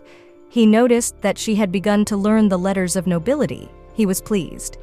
Jerry admitted that she found it a little difficult at first, but the letters were quite similar to the common ones, so she learned them quickly. The old man said that Jerry resembled his father in intelligence. He was also very bright. However, the Dragon Slayer was not pleased by the duke's compliment. Jerry was just about to tell her uncle that you were going to enter the Moon Academy. The duke said that if the girl wanted to learn something, he could just hire a house professor. Also, she could enroll in another soul academy that only taught the know-nothings. The girl thought it was funny that her father's words matched his son's. The duke leaned closer to his niece and stroked her forehead. He'd heard that his son Slay was getting annoying with her lately. The old man needed to stop him himself. The elder duke was far more forgiving than his son. He smiled sweetly and said that he too had felt greedy at first and wanted Jericho to succeed. But if the girl had such a great desire to enter Luna Academy, he would help her with that. Jericho couldn't put her gratitude into words. The duke said that his father was as old as he was now when he allowed Iraf to enter Luna Academy. Back then, the duke had been his bewilderment at his decision. But now that he was at the same age, he was beginning to understand his father. The dragon killer said that something happened that caused Iraf to never graduate. After that, he had a big fight with his father and ended up becoming a free knight. Jerry suddenly had a sudden realization. The elder duke saw young Iraf in her, and so he allowed her to enter the academy. It seemed to her that her uncle was a very warm and friendly person. Now, Jerry was fully prepared to fully engage in the search for her father's son at the Luna Academy. Slay walked into his father's room. He questioned why he had allowed Jerry to enter the academy. If they put a little more effort into it, their plan to get the girl married would work out. The elder duke admitted that at first he didn't think that the girl was really Iraf's own daughter. It was originally enough for him that she simply looked like him. He was just going to give her money and send her back. In fact, Slay's decision to let her take the sword is what revealed the whole truth. The duke's son admitted that he didn't like being cheated by his uncle. He was very saddened by such an ignominious death of Iraf. Slay did not understand how the savior of mankind could have gotten such an account. If it wasn't for him, the mad dragon would have torn every human on Earth apart long ago. The elder duke said that if Jerry hadn't raised the sword, she would have gotten the money long ago and left this place. But she had raised it, proving that she was a true daughter. That was why the old man wanted to give her whatever she wanted now. Nodding, Slay agreed with his father's words. He recognized that Jerry was still too young for marriage. Therefore, he would wait for her graduation from the academy. The duke thought that Jericho was born right before the battle with the mad dragon. Therefore, Iraf gave her the ID without thinking that she would survive. However, he had another thought that the one who gave and the one who accepted the ID were already resting in the ground. Out of habit, Jerry got up early in the morning. But because of the servants, she had nothing to do again. In the village, she did everything with her own hands. When she wanted scrambled eggs, she gathered eggs. And when she had to meet the doctor, she prepared the wagon. Now, all these functions were performed by her maids. Lay and Mrs. Sylvia burst into the room. They asked how the girl was getting on with her studies. The duke's son said he had already prepared everything for her admission, so he told her not to worry about it. Jerry thought she should learn the rules of etiquette and decorum beforehand. Even though these lessons were usually taught at the academy, the girl should have already been prepared. Only the Soul Academy didn't have etiquette lessons because only the nobility were already learning there. But it wasn't only aristocrats who entered the Lun Academy, so there were classes like this provided there. Slay said that the girl would have a strong faculty to teach her the basics, so she should study hard and take her time. If she wanted accelerated learning, however, Slay would hire a tutor. Jericho was not immediately happy with this news, and she immediately withdrew. She was afraid to even think about enrollment, but she could learn a lot of useful things at the Luna Academy and find her brother there. Jerry was very happy that she was finally going to find a new master for the Dragon Slayer. However, she didn't want to study at the academy at all. She was more interested in the village life than the life of an intelligent aristocrat. Still, the girl was in a bad mood. She decided to visit her younger siblings to see how they were doing in the new castle. The children were doing something. They were all bundled up and spending time together in one of the rooms. Jerry decided as a joke she would throw herself at them from behind and give them a big scare. All the children were immediately excited about Jericho's arrival. They loved her very much and missed her very much. They immediately surrounded her and tried to win her attention in every possible way. In order not to harm the children, Jerry decided to put the Dragon Slayer in its proper place, in the dresser. She affectionately asked him to be alone for a while. Sword hurried her away and told her that otherwise he would take offense. The girl returned to the children. She began to pick them up in her arms, hugging them and spending time with them happily. She turned her attention to her little brother Eki and marveled at how he had managed to grow up in such a short period of time. Jerry was also excited about the other children from aristocratic families. She marveled at how they had managed to become close friends with her siblings from the village. The kids were very cute and didn't scare the girl at all. Unlike the adults, the little aristocrats weren't scary to the girl at all. Finally, Jerry was exhausted and suggested that everyone rest. The children told the girl that their father had lately often gone to the workshop and was doing his favorite work there. Jerry was surprised that she had never heard of her stepfather's new hobby. With all her business, she had forgotten about her family and stopped learning anything new about them. However, she was glad that everyone was slowly getting used to their new surroundings. Jerry's younger brother, Eki, said that Mistress Sylvia had asked them if they wanted to move to Miweo residence after Jerry entered the academy. Madam told them that there would be servants and the rest of the amenities there, and the children could continue to enjoy a luxurious life. Even though Jerry was a little scared of her new surroundings, she was glad that Arrivo's people cared about her family. And now, even if she entered the academy and was far away from the castle, she would have peace of mind. The maid brought Jerry a letter. The girl was surprised that it looked more expensive than the golden tray it was on. However, the dragon killer asked if nothing else caught her eye. In fact, the letter was from the empress, to which the girl was very much surprised. The girl didn't understand why the empress had sent her a letter. After all, they hadn't seen each other for so long. According to Mrs. Emily, the empress liked to have tea parties on weekends with noble, distinguished ladies. Jerry didn't understand why she had decided to invite her. The date was set for quite soon. Jerry didn't want to see the empress at all.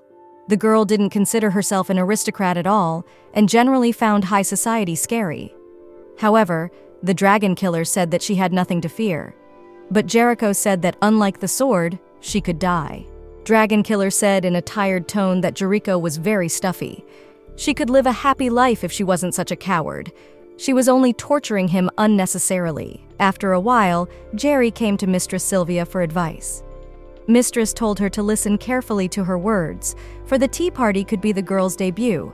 Of course, it was not an official event, and unfortunately, the elder duke would not be able to attend it due to illness, and so the girl's face would be the face of the Mivio Duchy. The Dragon Slayer jokingly congratulated Jerry that all her actions would soon become a family tradition of the Duchy of Miweo. The girl did not approve of this joke. While Jerry was angry, the maids, along with Mistress Sylvia, were discussing the Duchess's attire for the tea party. Of course, a sword was not the best accessory to match her dress, but that was the Empress's order. Understandably, Jerry was very happy about such an order. On top of everything else, the Dragon Killer was constantly offended when the girl left him somewhere. The Dragon Killer unobtrusively asked the girl if it was hard for her to hold him. Jerry replied that it was quite light. Blade sighed and said that he would have to make sacrifices again. The girl's attention was suddenly drawn to the strange smoke appearing from the Dragon Killer. She didn't realize what kind of disgusting tricks were in front of her right now. The sword magically shrank in size.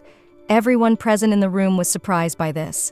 The Dragon Slayer told the girl not to be surprised, for one of his abilities was the ability to adjust his size. Jerry didn't like the Dragon Killer in a large size, so now she was happily looking at a dagger-sized sword. As a thank you, Jerry offered the sword a slightly different name. A long name didn't suit it from now on, so she decided to give it a simple version and just call it Dragon Fighter from now on. Mistress Sylvia and the rest of the servants were still in amazement at what they had just seen. They demanded an explanation, but Jerry didn't know what to tell them. She began to mumble about how such was the Dragonborn's decision. However, those present were even more surprised that the sword could talk. Mrs. Sylvia had heard that Sir Araf did talk to his sword, and that the descendants could also have a connection with it. Jerry decided to come clean after all. She said that the sword doesn't really talk, and she and him just have common thoughts. And right now, he was giving her some kind of information about can shrink. The smoke that enveloped the blade was magic. The Dragon Lord had been bathed in the blood of a dragon of darkness a very long time ago, so naturally the magic looked dark. The weight of the dragon bearer remained the same despite the reduction. However, it didn't matter. Mrs. Sylvia was still very happy with the short ball, since she didn't need to alter her dress. The maid told Jerry that Emily, Mistress Sylvia's daughter, had already lent her dress to the girl. She was on her way to Stars Mall to buy a new one and find something for Jericho, who loved shopping. Jerry looked at Emily, Mistress Sylvia's daughter. Unfortunately, the young mistress was finishing off her sister's grown-up dresses, which she was very upset about.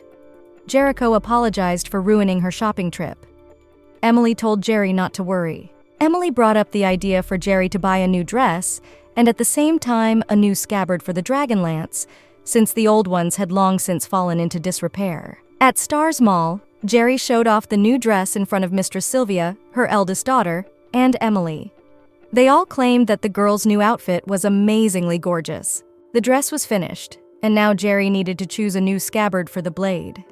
The cases on the counter at the blacksmith's were amazingly beautiful, and they all fit the Dragonborn.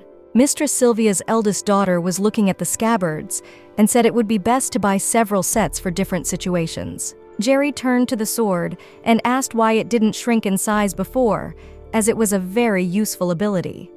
The Dragonborn replied that he needed mana for sorcery.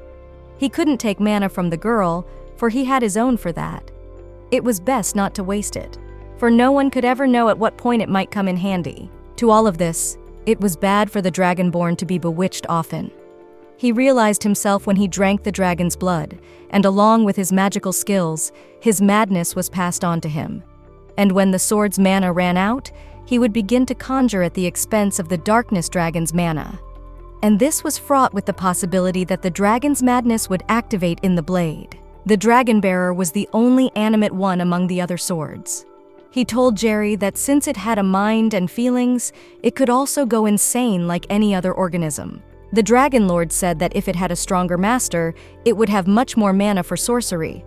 Jerry was only a candidate for its owner, and her mana supply was meager for it. Blade also said that he couldn't do great magic spells of his own free will. It could only unleash its full talent if its owner wanted it to. Without its master's command, it was just an immobile sword. The dragon bearer asked Jerry if she remembered where it lay before meeting her. If it could move on its own, it would have moved to the bed to lie next to Araf instead of dusting alone in the corner instead. The girl decided to change the subject and asked the blade which of the offered sheaths he liked best. The dragon bearer replied that he liked the tight-fitting cases best. In response to the girl's dubious response, the dragon bearer sighed and said that all he cared about was functionality. He wanted the simplest and most effective leather sheaths possible. Jerry went to the blacksmith and asked if he had any adjustable length leather sheaths for sale. The salesman replied that he just had a folding model that adjusted itself to fit both a 1.5-handed sword and a one-handed sword. It seemed to the girl that the salesman was leaving something out. She was right. The blacksmith added that he had forgotten that the girl standing before him was the daughter of the famous hero, Sir Araf. He said that the adjustable length scabbard was a classic model of scabbard that had been specially designed on Sir Araf's orders. It was in such a case that he carried his legendary sword. Without thinking long, Jericho immediately grabbed the scabbard from the counter and said she was buying it. The Dragonborn felt sad. Jericho could pick up the emotions of his sword and was puzzled by this reaction. She asked him if he loved his first master that much. Blade replied that when he realized his existence, he was the first to see Araf before him. The dragon bearer, sensing that the girl didn't quite catch the gist of his words, He briefly said that his first master had been both kin and friend to him. He was everything to him. Jerry realized that her real father was dear to many. In fact, she was proud to be the daughter of such a good man. But the dragon bearer had ordered her not to flatter him, since it wasn't long ago that the girl had just started calling him father. Since everyone was already done shopping, Jerry wondered if she would get to see Rosen at the family mall. The Dragonborn didn't think the girl would have a chance to meet him again because of what happened last time. He suggested that she tell Lady Sylvia that she would retire to the restroom and actually go look for him herself. Jerry burst into the guest room and told the first red-haired boy she saw that she had been looking for him for a long time. But the boy was frightened and ran away. The dragon bearer reminded the girl of his words that there were many red-haired people on the continent. The girl leaned over to the boy and asked why he was alone. She inquired as to where his mom was now. Suddenly, Jerry was approached from behind by the woman who was Platinum Stars. The owner of Stars Trade Guild was an incredible woman. She had been divorced 7 times, married 8 times, and each marriage was preceded by a colorful love affair. She simply adored red-haired men, and so all of their children were red-haired as well. The woman took her little son Tio in her arms and asked him not to run off alone anymore. The little Earl really liked to prance around. Platinum thanked Jerry for talking to him, but it was a pleasure for the girl because she thought he was very nice. Platina had heard that her son Rosen had behaved inappropriately the last time he had met the girl. To apologize properly, the woman invited Jerry to come into her office. The woman had to take her youngest son's office with her, as he didn't want to leave his mom's side at all. Jerry said it was no big deal, as she liked him a lot. Jerry noticed the smile on Platinum's face. She asked why the woman was laughing. The woman was amused at the thought that Jerry liked Tio because of the fact that she was still a child herself. But the girl replied that she just had a lot of younger siblings. Platinum said that she and Jerry had a lot in common. Her family was also rich in children. Moreover, she herself had 4 sons and 3 daughters. Lady Platinum's smile was amazing, although she had brown hair, but at moments it seemed to shine like platinum. Jerry confessed that in the village she had dreamed of being a peddler. Platinum seemed so beautiful to Jerry that she wanted to be like her. The dragon bearer noted that the lady was a pretty good role model. The expression on Platinum's face turned serious. She said that her son had indeed behaved inappropriately that day. Rosen interrupted the girl at a moment when she was enjoying her shopping. Platinum heartily apologized for such an unexpected scandal. Saying it was all right, Jerry asked what Rosen's title was. She still didn't know how she should address him. Jerry noticed Platinum's bright smile again. The woman asked if her son had really said his name was Rosen. His name was actually Rose Stars.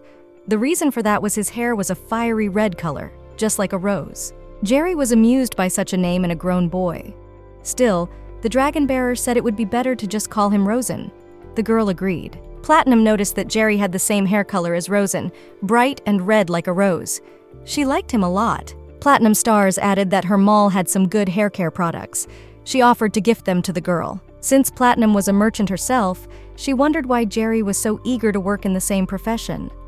In fact, as a child, the girl had seen a merchant nibbling on a gold ring and had wanted to do the same. Jerry wondered if it was true that if you bite into gold, it would leave a mark. In the house of Arrivo, all gold pieces were handmade, so it would be unseemly to nibble on it. Platinum decided to help the girl quiet her curiosity. Excessive patience could take a toll on mental health. The woman thought that if Jerry had asked the people from the duchy, they would have given her a chance to test the curious properties of gold. Stars pulled a gold bar out of the dresser and handed it to the girl, but only asked her not to damage the seal on it. The dragon bearer abruptly asked Jerry to come to his senses. He said that the gold bar was worth far more than anything the girl was wearing, but Jericho's interest was much stronger than any prudence there. Surprisingly, the teeth marks did indeed remain on the gold bar, for gold was softer than ordinary metal. Platinum smiled and said that Jerry was like her father now. When he was moonlighting as a soldier, hiding his identity, there were occasions when a woman would pay him in gold. Then he, like Jerry, liked to take a bite of it. He said he envied the heroes in the books who did that too. At that moment, Platinum did think she was facing a soldier, but in reality, when she found out who Arif was, her blood began to run cold in her veins. Platinum thought that her son Rosen had behaved that day with Jerry because of a joke she had once made to him. She had once told him that Mr. Araf was his own father. Jerry felt like he'd been struck by lightning.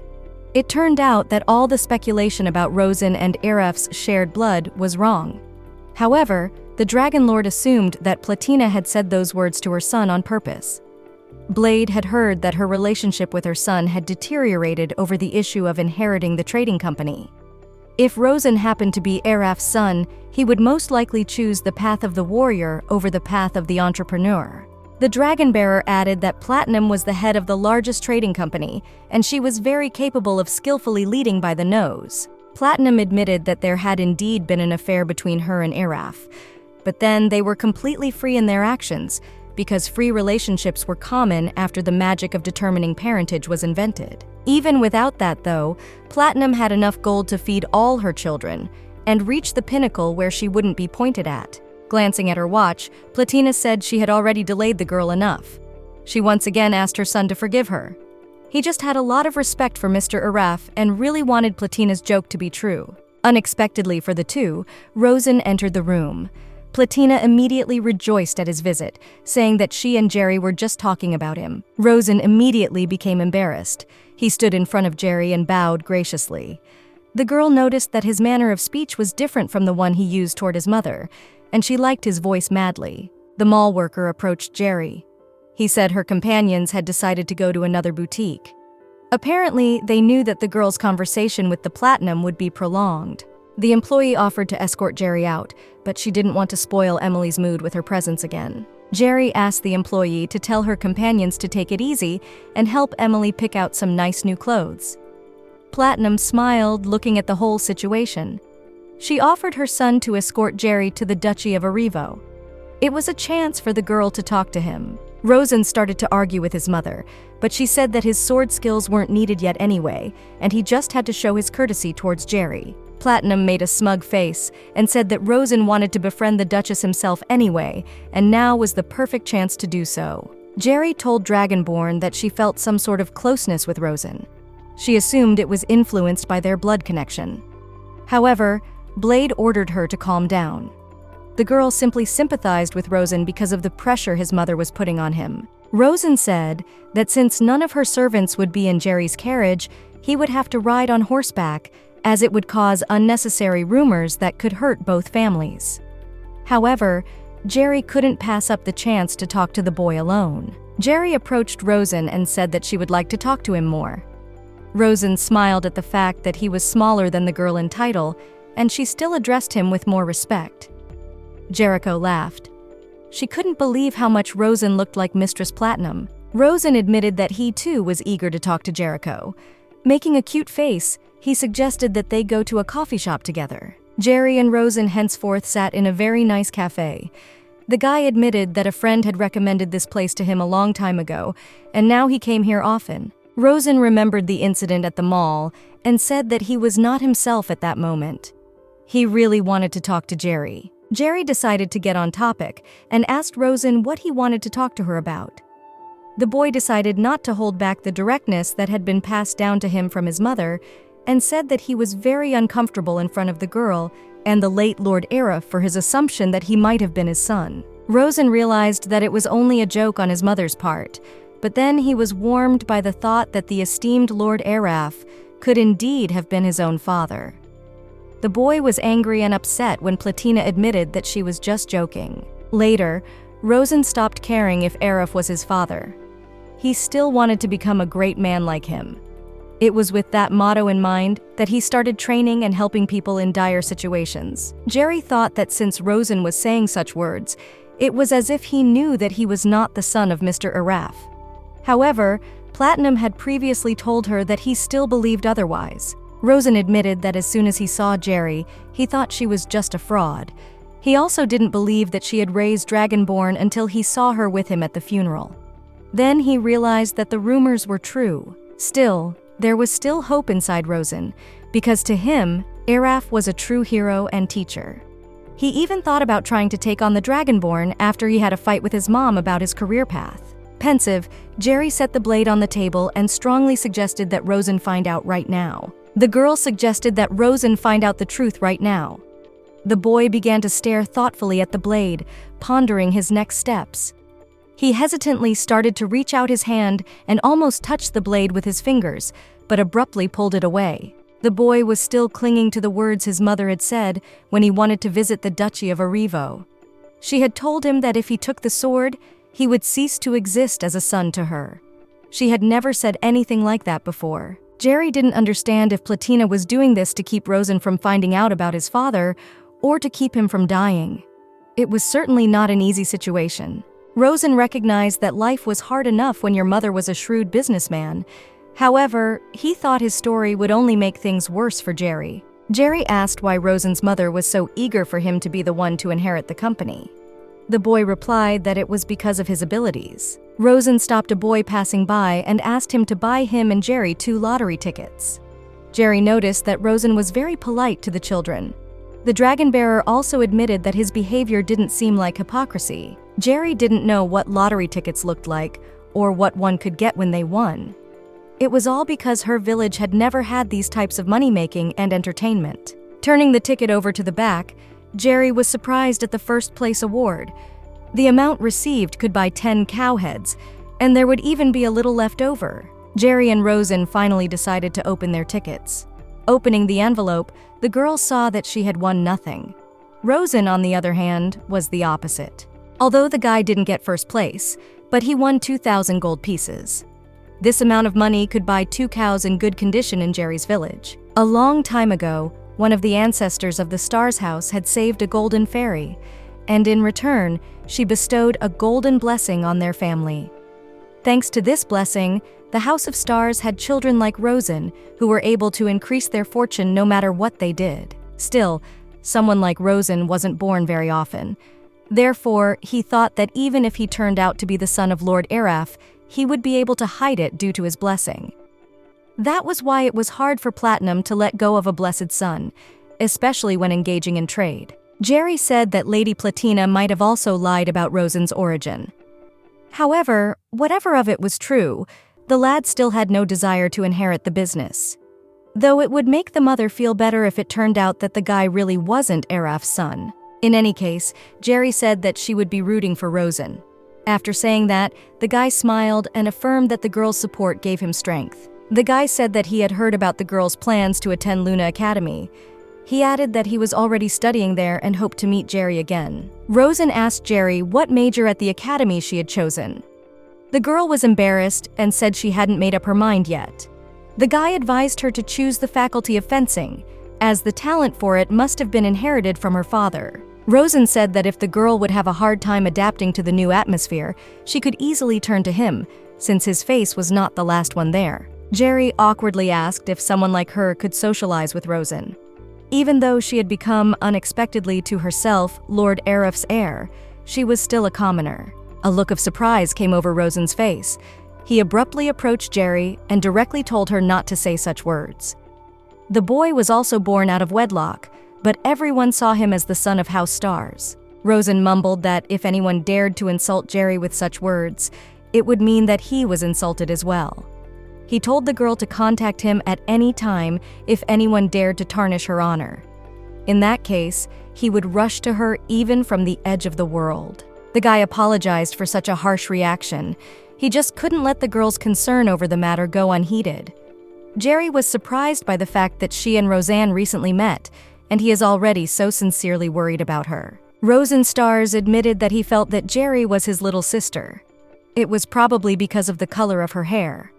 However, Jerry said that she also feels the closeness between them, boy and girl, and agreed to call each other simply by their first names, without any titles or rules of etiquette. Between them, they were beginning to feel the friendly atmosphere that Jerry had missed so much. Rosen apologized to the girl for having delayed her so much. The girl replied that there was nothing wrong with it, because she had just in time for dinner. Jerry spent the evening with the dragon bearer, discussing the day's activities. Jerry pondered how the blade would look on Rosen's belt. It wasn't enough that to Jerry, Rosen was blessedly handsome, but he was also rich and trained in ball skills. For his part, the dragon bearer didn't know that the House of Stars was blessed with a golden fairy. Jerry remembered the mother and son from the magic tower. She thought about asking them for some kind of blessing the next time they met. The dragon bearer told Jerry that fairies don't actually have a real body. They are part of the great nature, and their power is extremely powerful, but it is almost impossible for them to affect humans. Because of a mistaken misconception, a fairy's blessing can be compared to a real miracle. But some fairies have given up their powers in exchange for being able to gain a real body. Suddenly, the girl had an epiphany. She thought that even if she found Erafsan's son and gave the dragonborn to him, her children would still be candidates for the blade. That meant that she would still never be able to return to her normal life. The dragonborn kept wondering when the girl would finally figure it out. To his surprise, she figured it out rather quickly. Blade, however, told his current mistress not to worry, as he had already figured it out. Blade said that when Jerry finds Eraf's descendant, he will be able to tell him that only the new descendants of the late Duke will be able to wield the sword. If the girl and the Dragon Lord manage to keep the truth a secret, it is unlikely that anyone in the future will try to check it, because in that case will risk their own lives. A few days later, at the tea party rehearsal, Jerry couldn't believe her ears at the fact that her sister Carrie could also become an aristocrat. Madame Sylvia's eldest daughter said that Carrie had nothing to do with the past representative of House Miweo, but was directly related to the current one. And as the head of the house, Jerry has the right to add her to the family tree. That's how she would become an aristocrat. Jerry came with this news to her sister. Carrie couldn't believe that she could finally become part of high society, but the girl said that if she didn't want it, she wouldn't force her. Back at the tea party, the woman was telling Carrie that she would just get to know the other noble ladies during this event.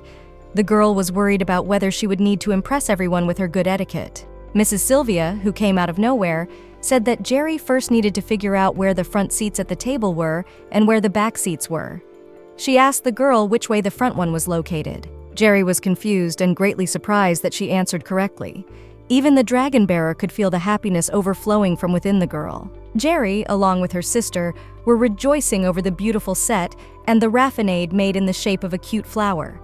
But Mistress Sylvia interrupted the girls' fun, saying that at the moment the noblest origin among women in the entire empire was hers, and such behavior at the table was unacceptable outside of her palace.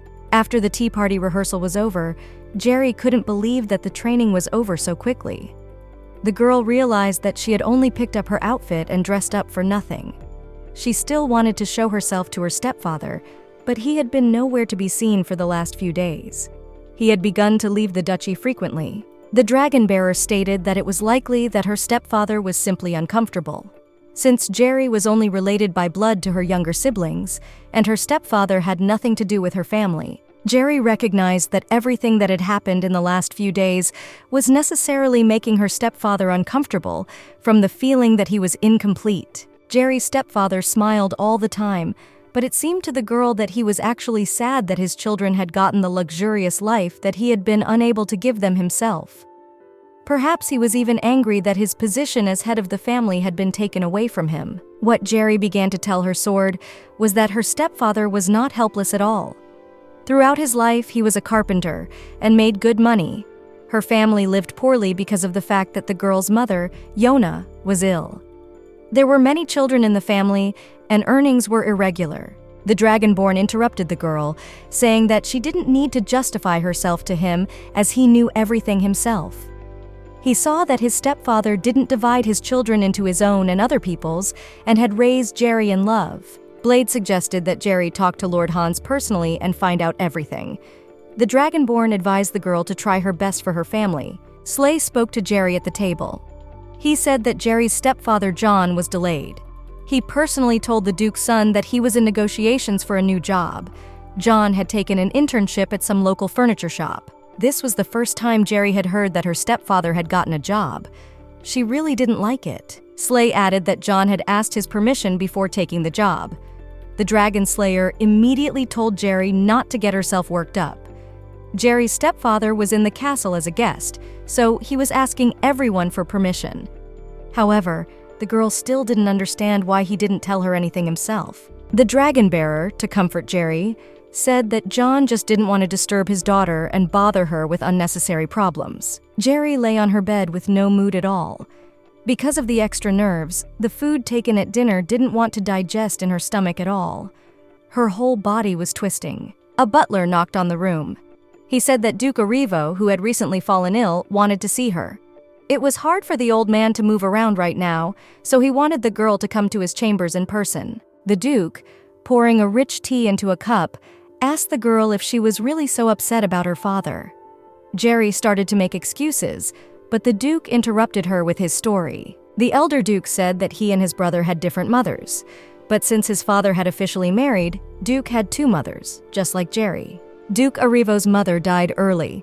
His father's subsequent marriage was formalized with due process, and to top it all off, he and his new spouse were both aristocrats. Despite all the tangled history in his family, the Duke always referred to the woman, who was even younger than him, as his mother. He asked the girl if she understood the message of his story. Noticing the bewilderment on Jericho's face, Duke asked if Yona, the girl's mother, was in a common-law marriage with John. However, since John and the girl's mother were officially married, the Duke could not understand why Jericho could not boldly call him his father. The elder Duke knew that Jerry was thinking about him and the departed Iraf. He said that if she continued to be plagued by doubts, others would begin to doubt her as well. Jerry thought that the Duke and his son had brought her family to the castle so that she would not run away. For now, it was easy to lock her in the castle under that key. Though the servants treated her relatives respectfully, it made the girl a little upset. It seemed to Slay that Jerry had misunderstood, so he asked her permission to explain everything to her. He put some papers on the table that were the main document of the estate's inheritance. The document said that it was confirmed that Jericho Hans, the daughter of Yona and John Hans, was the blood daughter of Araf Miveo. As a result, she was to receive the entire inheritance based on imperial law. However, in order to receive the title, the Duchess needed to change her surname from Jericho Hans to Jericho Miveo. There was an important clause at the bottom of the document. It was written that although she was the blood daughter of Araf, John and Yona Hans did not cease to be her legal parents. Therefore, the girl didn't have to feel embarrassed about calling John her daddy. Jerry still didn't understand why the people from the duchy were so kind to her. After all, they had originally only come here for money. She decided to admit it to everyone in the room, but Slay replied that they already knew that. The Duke's son said that it had been reported to him. It was especially sweet how Jerry promised to give everyone a treat in her home village when she found her birth father. The locals of her locality had already received the reward. Senior Duke said that after Jerry raised the sword, the original reason for her arrival here ceased to matter. All that mattered was that Iraf's own daughter was able to see him off on his final journey. Noticing the tears dripping down the girl's cheeks, the Duke comforted her. He said that they were not as bad people as Jerry had originally imagined. Slay told the girl not to be upset that her stepfather hadn't talked to her about his new job. He wasn't going to deceive her. The Duke's son recalled John's words that he would be in the workshop late tonight. Therefore, the best time to talk to him was tomorrow afternoon. Duke Arrivo, Slay, Lady Sylvia, and Emily were all members of Arafsan's family. And despite their aristocratic backgrounds, they were good people and treated Jerry kindly. She thought that was one of the reasons why Araf-san was able to become a hero. The dragon bearer recalled to Jerry that they had tried to kill her with his help after all. Therefore, she still shouldn't have fully trusted them. However, in a way, the girl was right. The members of the Duchy of Arrivo weren't that bad. It was already very late. The castle was shrouded in pitch darkness, but Jerry did not give up and continued to wait for her stepfather. Even the servants came up to her and urged her to go inside because of the rather chilly evening. Jerry kept telling the worried servants that everything was fine because she had the dragon bearer with her, who was much safer and calmer. The girl was much more frightened by the fact that she was so warm and cozy around him. She felt like she didn't deserve it all. However, the Dragon Lord immediately comforted her and told her that since she was able to hold him, she deserved better. Blade told the girl to just relax.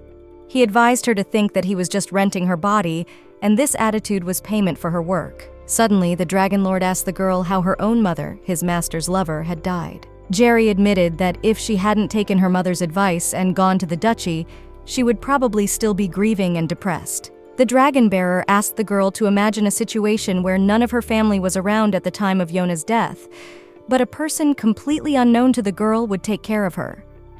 That was exactly the kind of person Jerry had turned out to be in relation to Araf and the entire duchy. Watching Jerry finish the last cup of tea, the dragon bearer assumed that John wouldn't be coming today at all. But Jerry disagreed and said with a smile on his face that he would definitely be back, as he had promised Yona long ago that he would always sleep at home if his business wasn't work-related. The Dragonborn was surprised at this attitude Jerry had towards his not-even-blood relative. She didn't doubt him for a second. Though the Dragonborn was not able to fully determine other people's emotions, but Araf was very happy when Jerry raised the blade for the first time before his eyes.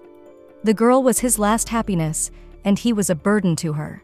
The Dragonborn asked the girl that if she had no family, would she then be happy to know that Araf was her birth father? The girl smiled.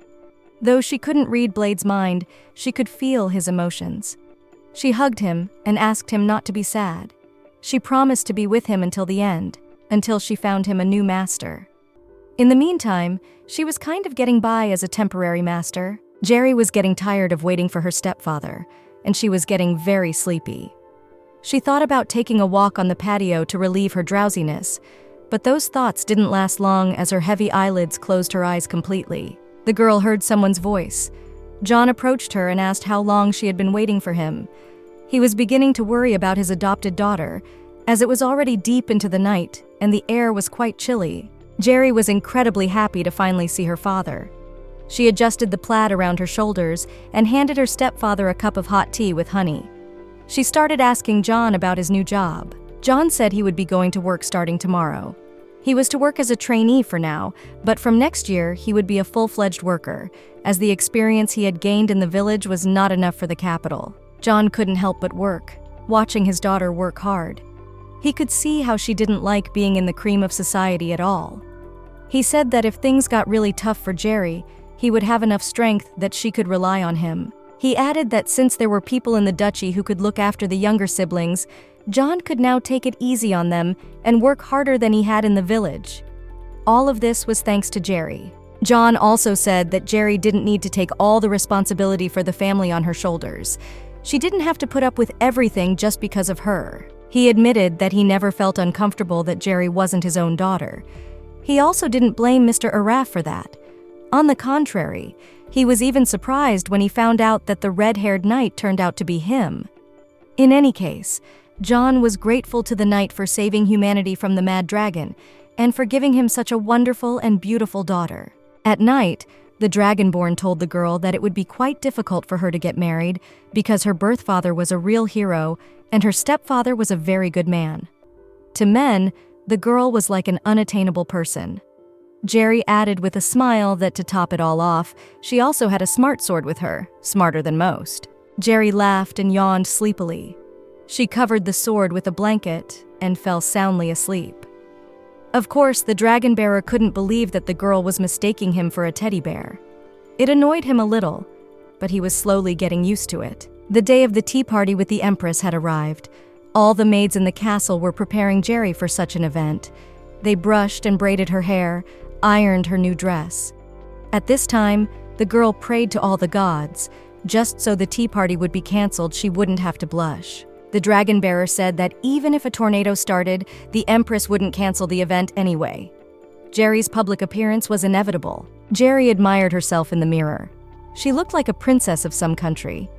If she always dressed like this, she wouldn't be famous as a peddler, but as a city beauty. The Dragonborn recognized that Jerry was very similar to Araf. He was also very handsome when he was in health, and he smelled so energetic. The time had come. Jerry was now not in the castle, but in the carriage of the Duchy of Mivio. Surprisingly, the carriage of her home duchy and the imperial carriage had the same characteristics and were almost identical in appearance. This only proved the wealthy state of the house. Jerry recalled Sylvia's words that she would be second in status at the event. Even if the girl decided to keep the duchy in the future, she needed to show herself in such a way that she wouldn't be spoken ill of later. Because of the shaking carriage, Jerry could not concentrate. But finally, pulling herself together, she accepted her fate for the coming day and began to prepare for all that awaited her. To be invited to the winter tea party in the greenhouse with the Empress was a great honor. Because of this, the girl's legs were already shaking. The coachman of the carriage led the girl to the entrance of the greenhouse. He said that he couldn't go any further, and Jerry had to stay alone. He added that everything was ready inside and everyone was waiting for her. Jerry went inside. The whole hall was huge. The greenhouse was dotted with various trees and bushes. Amongst all the flora were various gazebos where the ladies were sitting. Looking at one gazebo, Jerry's breath caught. In it sat the third prince, who was reading some kind of book in a funky manner. The girl bowed and smiled. Inside, she realized that this was definitely the Empress's trap.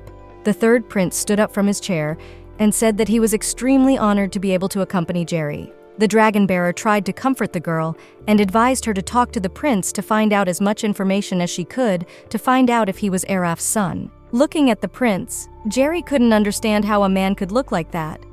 It seemed to her that even the descendant of the Senshi fairies was more human-like than Magno. He looked like he could melt from the sunlight. Noticing that the girl didn't take her eyes off him, Magno asked if she was surprised by his appearance. The girl immediately became nervous and said that he looked very cool. The dragon bearer suggested the girl ask the prince if the sunlight bothered him. Though it was a personal question, Magno didn't shine in social society at all and lived a quiet life. There wasn't much to ask him. Jerry started to complain about the sweltering weather, but Magno immediately interrupted her and said that she had a black umbrella for that.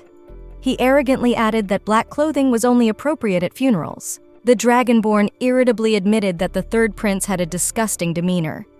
Judging by his character, it seemed to Blade that Magno was not the son of Araf. The sword also doubted the appearance as well. All three princes went to their mothers. Only Jerry alone was a complete copy of her father. Even Rosen was similar to Araf, only in hair color and personality. Blade also added that Magno looked rather frail. He admitted that of the two of them, he would have preferred Jerry better. Muttering to herself, Jerry remembered how the third prince had easily lifted her onto the carriage.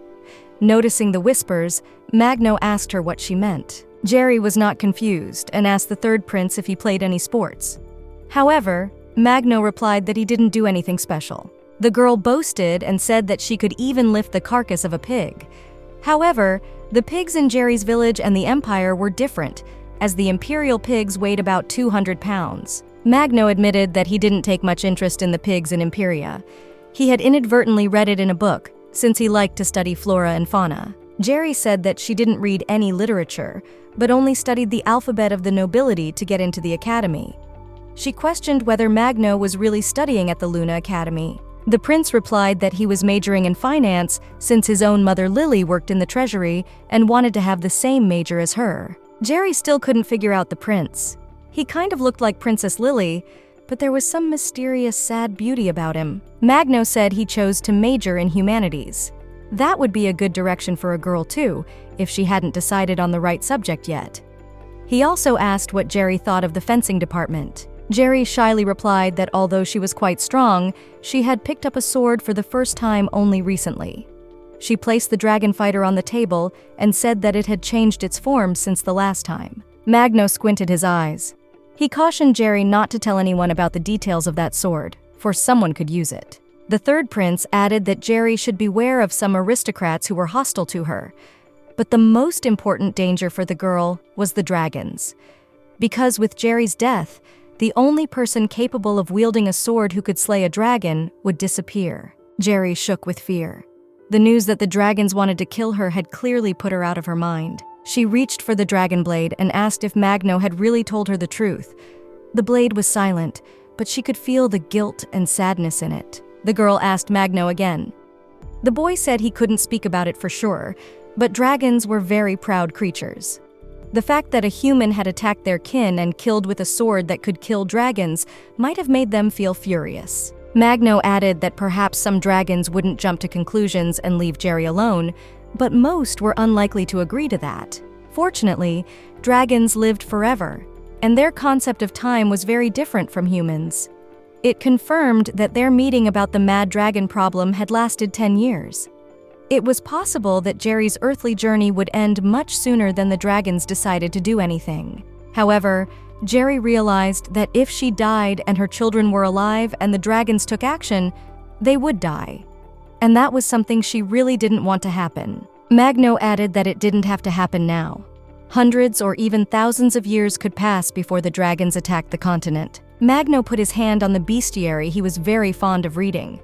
There was one solution to this, he said. Dragons really disliked extra work. If Jerry had many descendants in the future, it would take longer to exterminate them. So to create that extra work for them, Jerry needed to produce as many children as possible. The third prince approached Jerry and gently took her chin. He bluntly, in a mysterious but seductive tone, said that he could be any spouse she desired for her. Magno began to approach the girl's lips, but she sharply pushed him away and said she couldn't kiss her possible blood relative. Jerry began to beg the Dragon Lord to say a word. Blade couldn't put into words the feeling of admiration. He began to think that Magno really could have ended up with Araf's son, since he had so skillfully approached Jerry and charmed her. The third prince was a capable fellow. Without betraying an emotion on his face, Magno apologized for his assertiveness and held out his handkerchief for Jerry. The girl snatched it sharply from the prince's hands. The Dragonborn was proud of Jerry. He reminded her that Magno was only 2 years older than her, and he was already so skillful at charming girls. It scared him more that he was beginning to regret the unfulfilled kiss. Jerry had said she wanted a real relationship, not a marriage of convenience. But Magno remembered his words and said he could have set himself up and pretended to feel genuine feelings for the girl for the rest of his life. Although the emperor and empress had only ordered the third prince to take care of Jerry, he interpreted it for himself in his own way. However, they really wanted their marriage. Magno said that he would do anything to make his parents happy, even if he himself didn't live up to his desires. However, his parents were more important to him than anything else. Jerry said that usually parents are happy when their child is happy, not the other way around. She had only seen Magno's parents once, but it seemed to her that they loved him very much. She didn't understand how they could only agree to their son marrying someone he didn't like. Sylvia's words about not mentioning the emperor and empress in front of Magno came to the girl's mind. But Jerry had said that all her life another man had been a father to her. She had always tried to do what he asked, but she would never do anything she didn't like. She added that if she obeyed him like a puppet, he would be unhappy. Although Jerry and the imperial family had only dined once, she had felt harmony then. The monarch's gazes were directed at Magno, and they were as warm as John's. After listening to the girl, Magno asked if she thought his parents would like it if she married him. Jerry answered in the negative. She said that neglecting herself was disrespectful to her parents. Lowering his eyes, Magno grudgingly admitted that he was wrong about everything. Magno recalled Jerry's words that their origins were similar, so he had hoped that they could become friends, but he was mistaken. He picked up his umbrella and threw an arrogant glance at the girl, full of disgust. He coldly said goodbye to Jerry and left her. At night, lying in her bed, Jerry had a conversation with the Dragonborn. She was worried because although the expression on the prince's face was very angry, he didn't scold her. Jerry didn't understand why the Dragon Lord had become silent from now on. Blade had actually realized his foolishness and decided to speak less. He hadn't thought at all about the fact that dragons could also be dangerous to Jerry. He recognized that he was no longer worthy of giving her his advice. Blade asked Jerry not to lash out at him anymore, but instead to tell him what she thought of the third prince. The girl noticed that Magno had some sort of injury, and for some reason she felt like she should be the one to heal it. The Dragonborn didn't understand what Jerry meant, but maybe it made sense. Even though Magno was cold, judging by the way he talked about his parents, he wasn't a bad person. However, it seemed to the Dragonborn that he was heavily fixated on the fact that he was an adopted one. Suddenly, Jerry remembered the moment with the carriage. When Magno lifted it, he, by all laws of sword action, should have caught fire. But the dragon bearer had said that it was Jerry who held the sword, so it couldn't have happened. For Jerry, the situation was beginning to be unbearable. She now realized that she would spend several sleepless nights because of Magno's face that she had stared at so intently yesterday. Jerry rolled over onto her other side and told the Dragonborn that she didn't think Magno was the son of Lord Araf. There was no point in Princess Lily hiding it. The Dragon Lord disagreed with Jerry. He said that Princess Lily had always been in favor of celibacy and didn't want to marry and leave the imperial palace. Lilia had never been interested in a relationship, so everyone was very surprised when they saw her pregnant. Jerry began to analyze. If we put all the events in time, Mr. Araf worked as a soldier, met platinum stars, and then Rosen was born. But Araf became a swordmaster after that. Then, after Araf had fully mastered the art of the sword, Senshi, the son of the head of the magic tower, was born. According to the chronology of events, Araf became a master swordsman, after which he received a commission from the emperor. After that, he returned to the capital and met with the head of the magic tower, and met with Princess Lily before going to the dragon. It came out that there was a blank gap of 2 years between Jerry and Magno. At this point, before the battle with the dragon, the master of the Dragon Lord went on one last journey to sort himself out. He thought he was going to die. On his last journey, Araf looked into a distant village, slayed the monsters there, and met Yona, Jerry's mother. Jerry wrote down all the information in her notebook. It was very strange for her to write her mother's name in aristocratic letters. So, as a mark of honor, she decided to write in ordinary ones, as was the custom at her home. The girl assumed that Princess Lily was hiding that Magno was the son of Mr. Araf, so that he would not become a pretender to the throne and start internal intrigues. The dragon bearer doubted it. In the current times, emperors didn't become emperors just because you are a hero. But to be honest, he himself didn't know anything about Princess Lily and Magno. At the time of the third prince's birth, the blade was at his master's side while traveling, and when he returned to the capital, all was quiet. Even in past materials, it was hard to find information about the imperial family. However, there was a lot of information about Platinum and Rosen. They were written about in newspapers and magazines all the time. Jerry found it all difficult, so she began to beg the dragon bearer to reveal the secret veil and tell her how Araf and Lily had met. The dragon bearer began his tale from afar, telling of a man who had made his name famous throughout the world through tireless effort and great talent.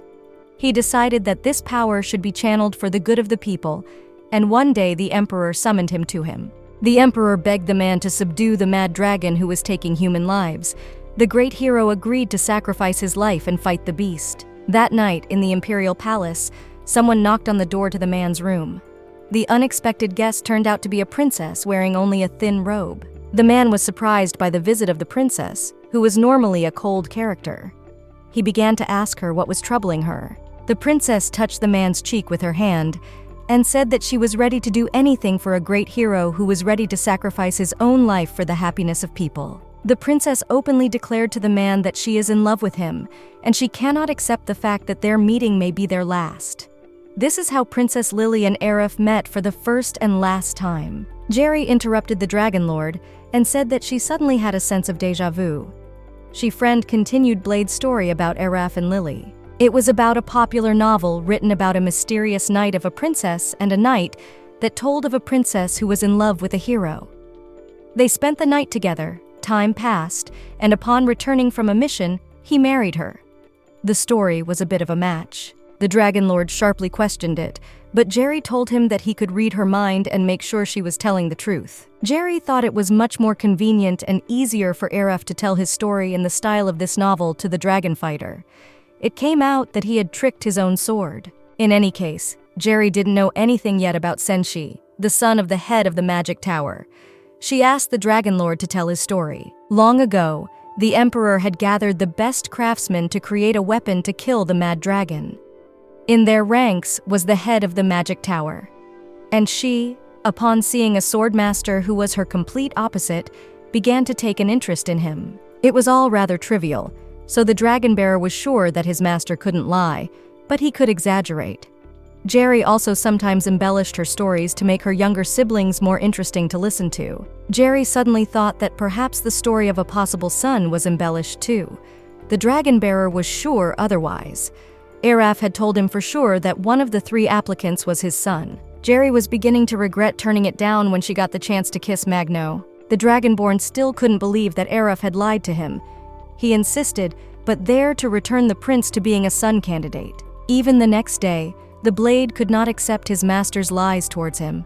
And yet he had been so proud, thinking he knew everything. The dragon bearer began to doubt his mind after all.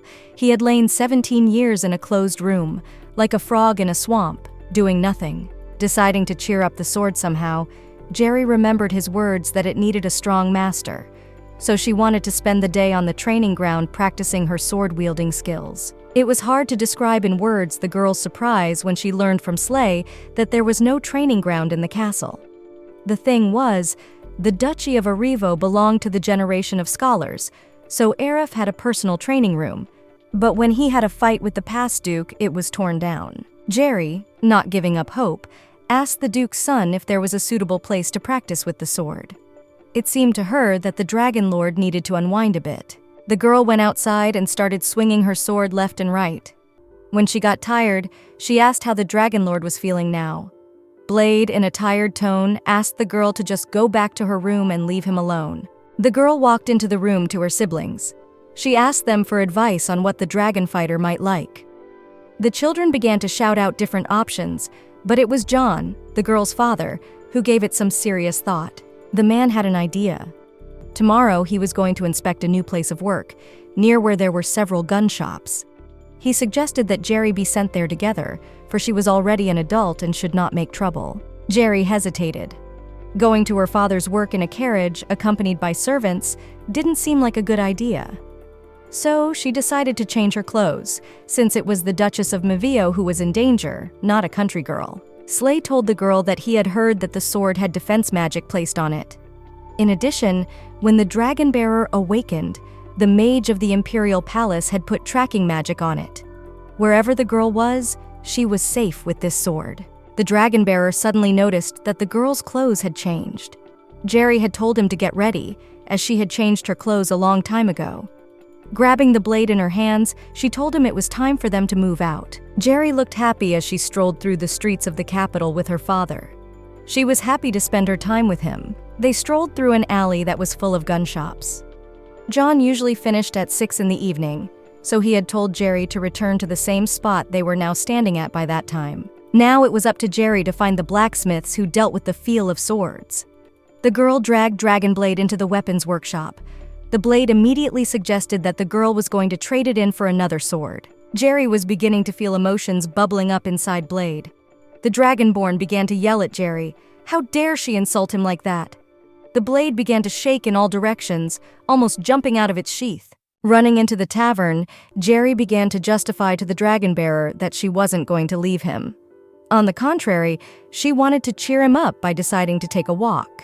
The Dragon Lord couldn't figure out how he could be in a better mood when Jerry was hanging around the other workshops, looking at other swords he considered his competitors. Jerry promised the blade that it would never be applied to another sword. She asked him what he desired. The Dragonborn replied that he wished to go on a free journey. Since he was incapable of moving on his own, he needed a master to travel with. Jerry stuffed the dragon blade back into her bag and walked out of the tavern. Blade, while in her bag, asked the girl why she needed so much unnecessary junk. The girl approached the weapon shop again to buy daggers as a gift for next year for Carrie and Eka. It was a tradition in the girl's home village to give daggers to a child when they grew up. Suddenly, Jerry stopped. She saw Rosen, who was chatting about something with the salesman.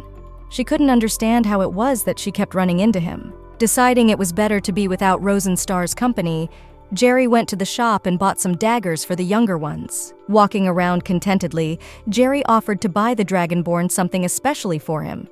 Blade wanted decorative jewelry, but suddenly, he abruptly told the girl to turn to the side. Standing in the store was Senshi, who was looking over the merchandise in the magic store. Jerry waited until Senshi came out of the shop and held out her hand to him. The boy turned around sharply and lunged to the side. The girl grabbed him by his robe and he fell to the ground. The girl showed the guy her sword and he recognized her immediately. Jerry offered to talk for a bit, as she had a few questions. Senshi said that in that case, they should look for a place where there were few people. Jerry and Senshi arrived at a cafe. The guy ordered himself a bunch of different food, by the amount of which one could guess that he had obvious problems with sustenance. The girl asked the guy why he hadn't eaten before. He replied that he was just lazy. Jerry said the guy looked like he hadn't eaten anything for a week.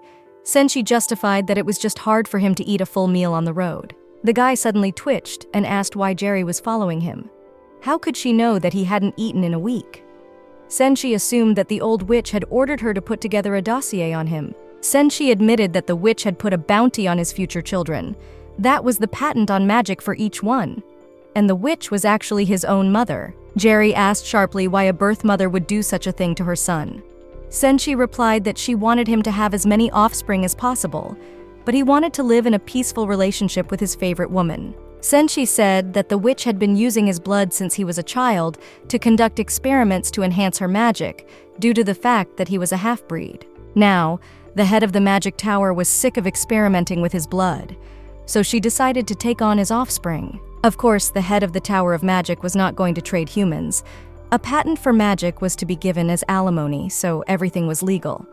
That was why unmarried girls of Senshi's age often stressed him out. The magic patent was just compensation for using it regularly. That was why it was so valued amongst the entire magical society. The head of the magic tower had registered many patents. She invented paternity detection magic when she moved to the continent, and because of that, she was able to make a lot of money. Jerry had heard of paternity magic. She asked Senshi if this magic could determine a sibling. However, it was impossible. Jerry asked another question. She asked if it was possible to create magic that was capable of determining the parentage between a brother and sister. Senshi hesitated for a moment. It was only possible with certain spell settings to determine siblings. But still, it was illegal to change the spell settings. The head of the magic tower would immediately file a complaint. She had earned huge sums of money from this spell, and no one would dare to repeat such magic. Senshi asked if Jerry had lost someone since she was so interested in this magic. She answered vaguely, but positively. The boy smiled, muttering that he was finally full. Jerry noticed that he was very charming with a smile shining on his languid face. Leaning on his arm, Senshi began to gawk at Jerry. He bluntly said that they probably had the same father since his mother was interested in gene experiments. At these words, Jerry choked on her coffee and inadvertently spat in Senshi's face. He nonchalantly, expecting such a reaction, began wiping the coffee from his face with his robe. Jerry held out her handkerchief and awkwardly apologized to the guy. The man squinted and asked if she was sure she wasn't falling for him. Wiping the rest of the coffee off her face, Senshi handed the handkerchief back to her. He said that if anyone noticed that he had a woman's handkerchief, his mother and her services would definitely not leave him alone. Senshi admitted that girls who showed interest in him were automatically targets for the witch. Even if they just wanted to be friends with him, the head of the magic tower would immediately bombard them with questions about when they would get married and how many children they wanted. So Senshi decided to shun real women and created an ideal of a girl from another dimension in his head, thus solving the problem. Deciding to return to the topic, Senshi said that the head of the magic tower had the Mr. Araf gene. It was hard for Jerry to understand it, but they had a huge difference between fairies and their culture. The western part of the continent was inhabited by ordinary humans, but there were half-breeds and other races in the east. Depending on the mixing of genes, the blood had different magical and healing properties. In the east, such a hobby as the head of a magic tower was completely acceptable. Senshi thought that Araf-san was his father, and because of the words of the head of the magic tower. She had said at the funeral that he wouldn't be in the world if it wasn't for the night, and Senshi had to be grateful to him. Senshi had no idea what his mother meant by that, but he wasn't interested. It seemed to him that the fewer parents he had, the better it was. Jerry said that if it turned out that Senshi was Mr. Araf's son, he could get a title and a lot of money and become famous as the son of a hero. A gleam appeared in the boy's eyes. Senshi's mother was already the head of the magic tower, and if on top of that it turned out that the hero of the continent was his father, all the mages would want to rip out his fingernails, not to mention his blood. Jerry slapped her palm on her forehead. Even if Senshi turned out to be the son of Lord Araf, she would still have to remain a duchess. The dragon bearer told her to get ready, and added that she'd better go directly to the head of the magic tower because Senshi was quite absent-minded. Jerry asked Senshi why his mother just couldn't tell him who his biological father was. The difference in culture was to blame. The forest fairies were a matrilineal society where there was no marriage system and free relationships were encouraged. Information about his father was only divulged to avoid incest. Senshi apologized to Jerry for the incident at the funeral. He behaved rudely and tactlessly then. The girl replied to the guy that he had nothing to worry about. The guy said that if the girl was so interested in their bloodline, she could ask the head of the magic tower directly. She could be met in the tower. Since Jerry was the daughter of a swordmaster, for a small portion of blood, the head would be happy to see her. Senshi said that if the girl was going to go to the tower, he would escort her. It was dangerous for the girl to go to such a place alone. Senshi was carrying his purchases from the maid shop. Jerry offered to help him, but he refused, though he kept his brushes, as they were important to a mage. Jerry noticed out of the corner of her eye that Rosen was walking down the road they were on. The girl immediately suggested that Senshi take a different road. Senshi started to get indignant, but noticed Rosen too. He agreed with Jerry, as the guy was stressed by his friendliness. Rosen caught up with Senshi after all, and greeted him in a friendly manner. He offered to help, and the lad accepted. Turning his head, the son of platinum stars saw that Senshi's companion was Jerry. He recognized her immediately, despite her appearance and lack of makeup. Rosen laughed and said he never thought he could meet Senshi in the company of a girl. Had the man given up on his made-up perfect woman? Senshi grimaced and said he'd rather die than do that. Rosen approached Jerry, saying that he didn't know she was acquainted with Senshi. Jerry replied that the guy was at a funeral and they had met today completely by chance, and he offered to escort her to the magic tower. Upon hearing about the magic tower, Rosen's face changed. He didn't have the best memories from that place. The dragon bearer immediately told the girl not to question the guy. Rosen was a talented swordsman who could become a swordmaster in the future, and on top of that, he was blessed by the golden fairy.